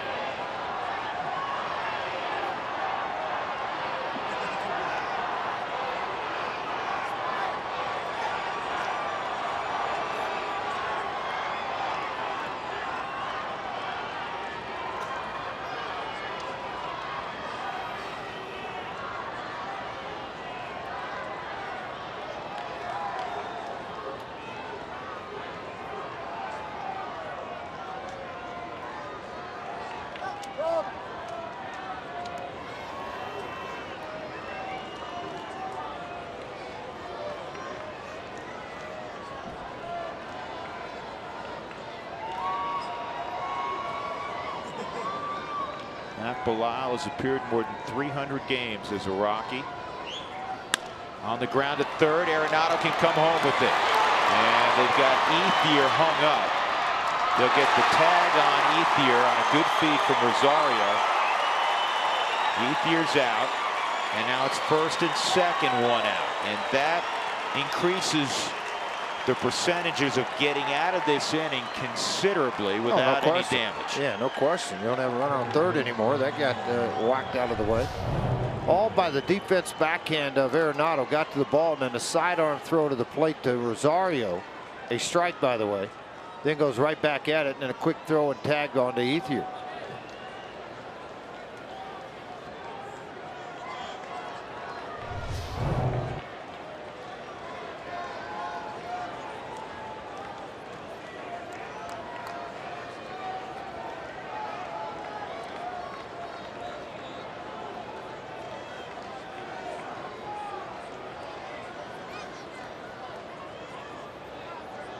Juan Uribe. Boy, lost the bat. Ball went right, bat went left. That's a double foul.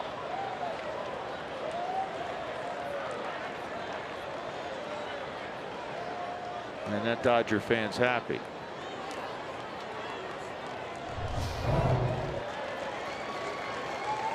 And that thing took off in a hurry, got up into those blue shirts right behind the dugout. The newest Dodger is in the on-deck circle. Michael Young, not new to the big leagues though, and not new to pressure baseball in September. He's had a lot of that with the Texas Rangers.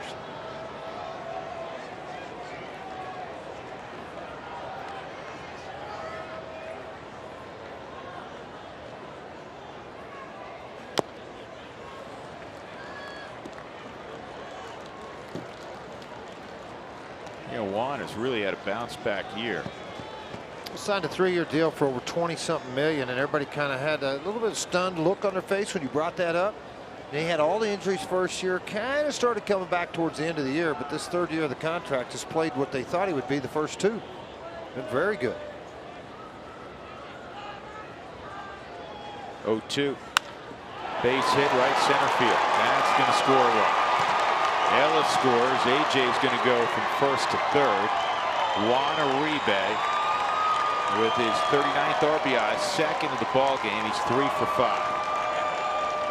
And it's 9-7 LA.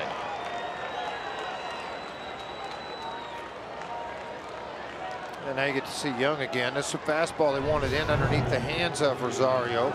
The ball stayed away from him, on Uribe. And then it ends up being driven into right center field. Trying to crowd the hands to not allow them to get extended. That time they got extended on the fastball and the run comes across. Bilal not happy with what's happening right now. 3 hits so far in this ball game for him when he's out on the mound. Rockies just saw Michael Young a couple of weeks ago when they were in Philadelphia.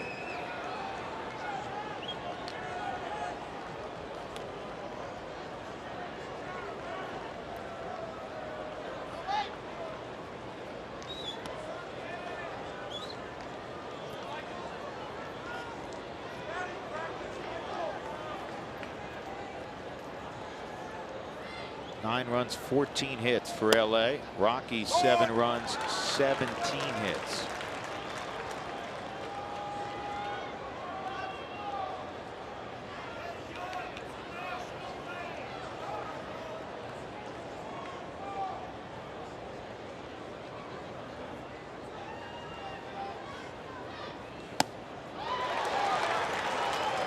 Oh, 2 on Young, making his first appearance as a Dodger. Sometimes, even if you are a veteran, you feel that pressure a little bit too. You want to make it look good for the ball club that has you in the new uniform.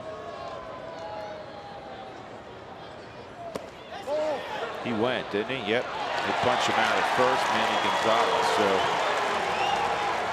Young got on 3 pitches. That's the second out of the inning.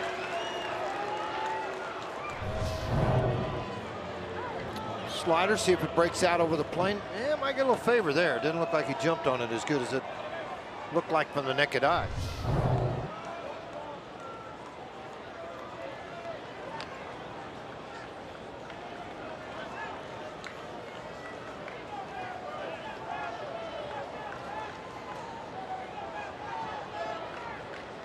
Carl Crawford, a walk and a single. Couple of fly balls and a strikeout. 6th at bat here in a regulation game.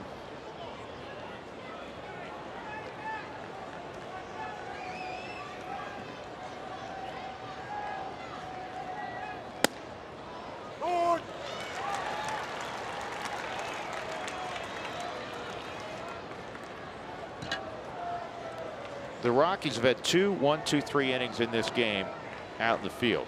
Both were twirled by Jeff Francis. 7th and 8th inning. Jeff struck out 4 in his outing.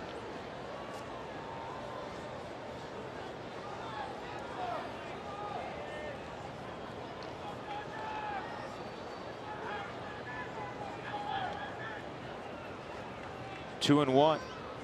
And Crawford hits it in the air, deep center field. Blackman still going back, not going to be able to get there. Ground rule double. Uribe will stop at third. A.J. Ellis scores. And it's 10-7. So the Dodgers have created some insurance for Jansen in the ninth. Crawford with his 26th RBI, and it's a tough outing again for Matt Bilal. Yeah, it is. On the ball out away from out of the strike zone on a Mike Shaw Subaru Supermo, trying to backdoor that slider. It stayed right up in the middle of it. Crawford stayed on it, drove it out into left center field, out of the reach of everyone. And it's the only one that could catch this was his fans when it bounced. Unfortunately, Matt not having his typical good day. Schumacher's second at bat. He struck out his first time up. Came in the ball game for Puig, who had to leave a couple innings ago. Hurt himself sliding. Puig's left a couple games this year. Pulled from a game also recently. We discussed that earlier. It's been a quick healer, though. Usually back the next day.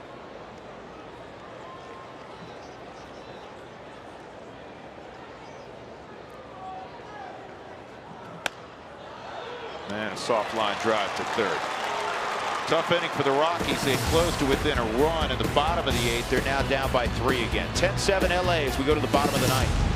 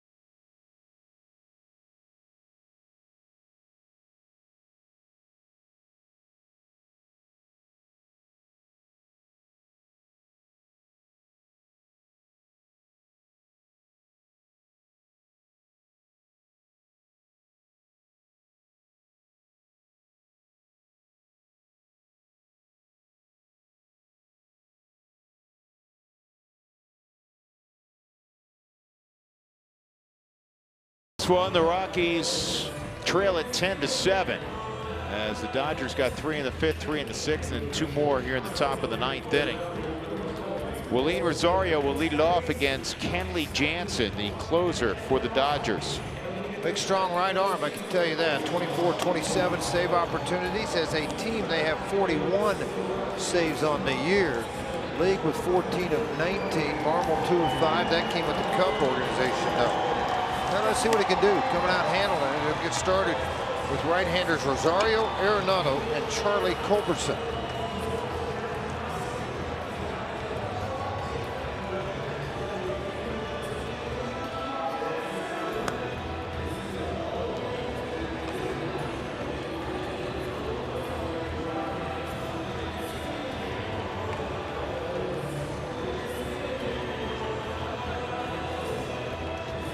A single back at the first to drive in a run. Since then, he struck out swinging, and he has twice struck out looking.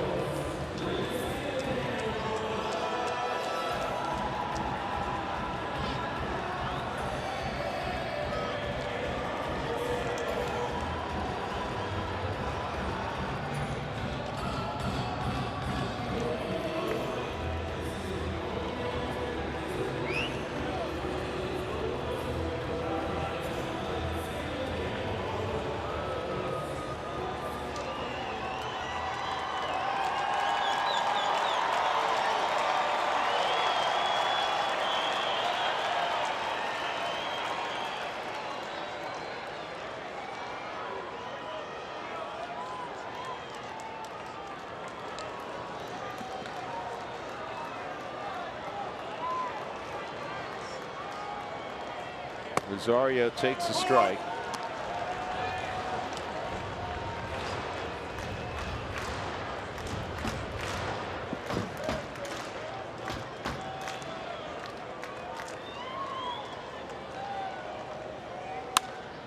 Willeen hits this ball to deep right field. This got a chance to get out. It will. Solo home run, Willeen Rosario. And I know what you're thinking at home. How big was that inning for the Dodgers in the top of the ninth? Willeen with his 21st big fly. It's 10-8.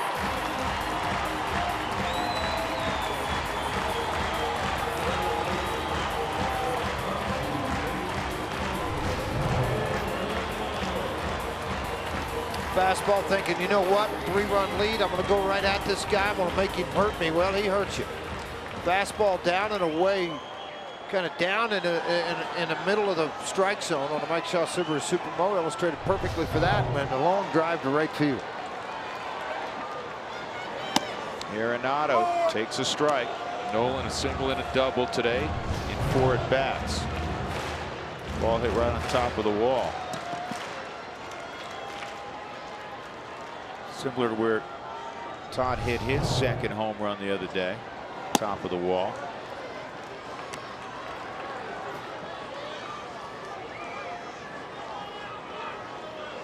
Pitchers of record: Clayton Kershaw, Jeff Manship. Seemed like a game and a half ago. That's because it was. You've heard it coming out of your shoes, swinging your bat. How about coming out of your helmet?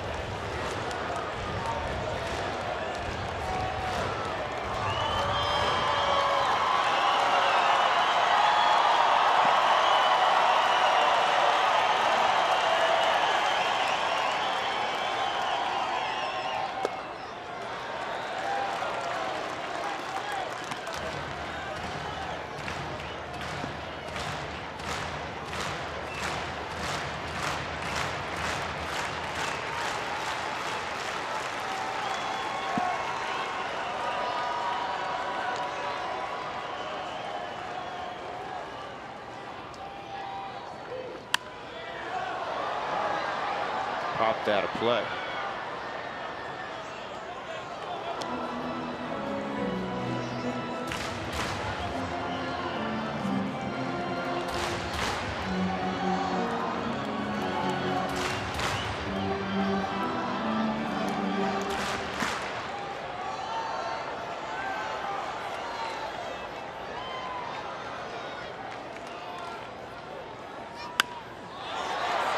Caught by Ellis.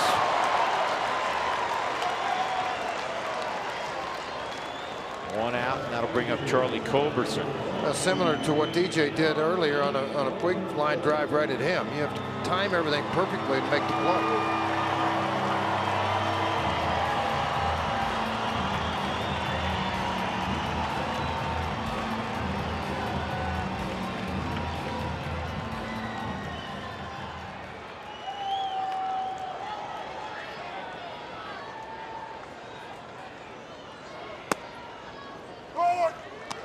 Get a guy on, go in the direction of that guy, Troy Tulowitzki.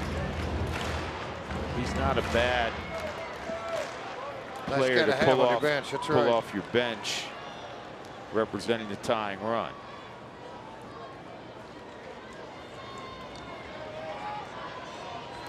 So far, Jansen hadn't missed too many bats. The home run and the line drive. One strike on Culberson. To short, Andy Ramirez. 2 outs.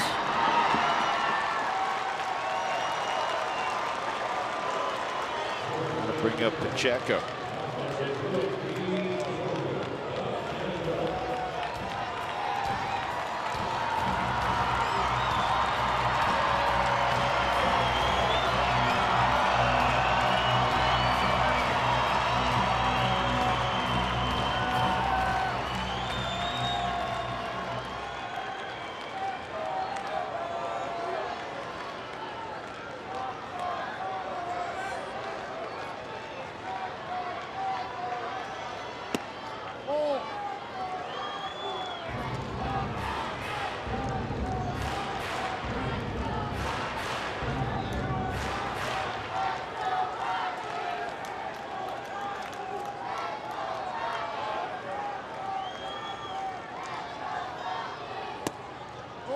2-0 on Jordan.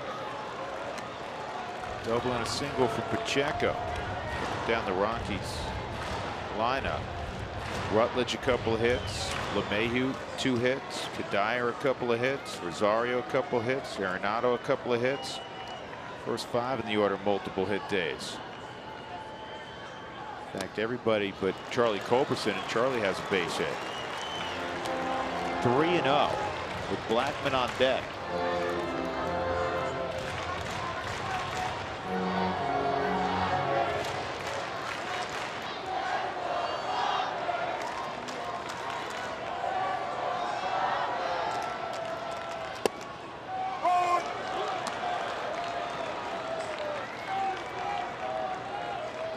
Been a long day for Donnie and his ball club. It has been for the Rockies also. I mean, this club 10-8, 33 hits in the ball games, 3 errors in the ball game.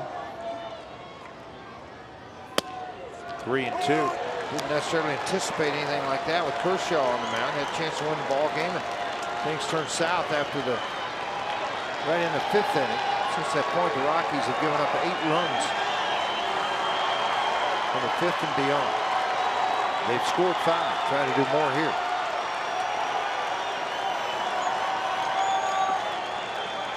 Three-two. Ball 4. And the Rockies will get the tying run to the plate.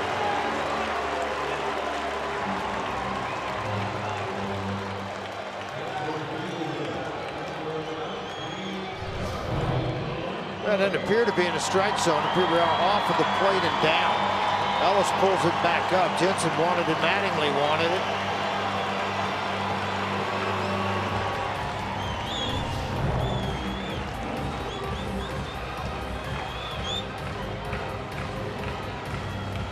Tulowitzki on the on-deck circle. One of the hottest hitters in baseball right now. Charlie Blackman at the plate. Single, line out, double for Charlie.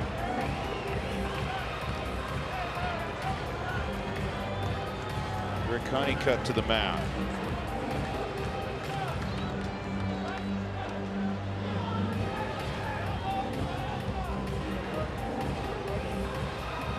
This game approaching 3 hours and 40 minutes. Well, if you can high-five and shake hands at the end, it doesn't matter if you're out here forever. But when you have opportunities to win games and they slip away from you, it's a little more disturbing.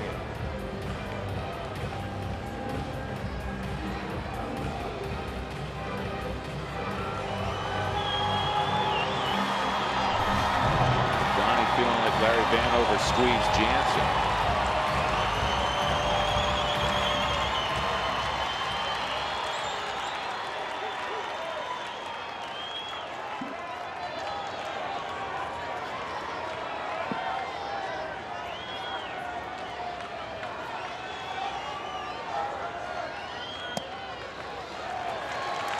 Pacheco takes second.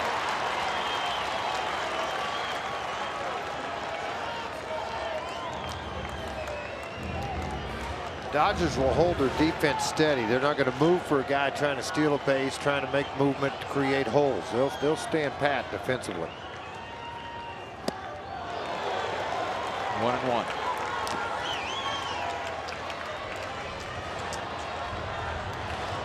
Every game in the big leagues is a final, save this one. And the Nationals and Phillies are in the 3rd inning. 1-0 in Philadelphia. The Nationals leading.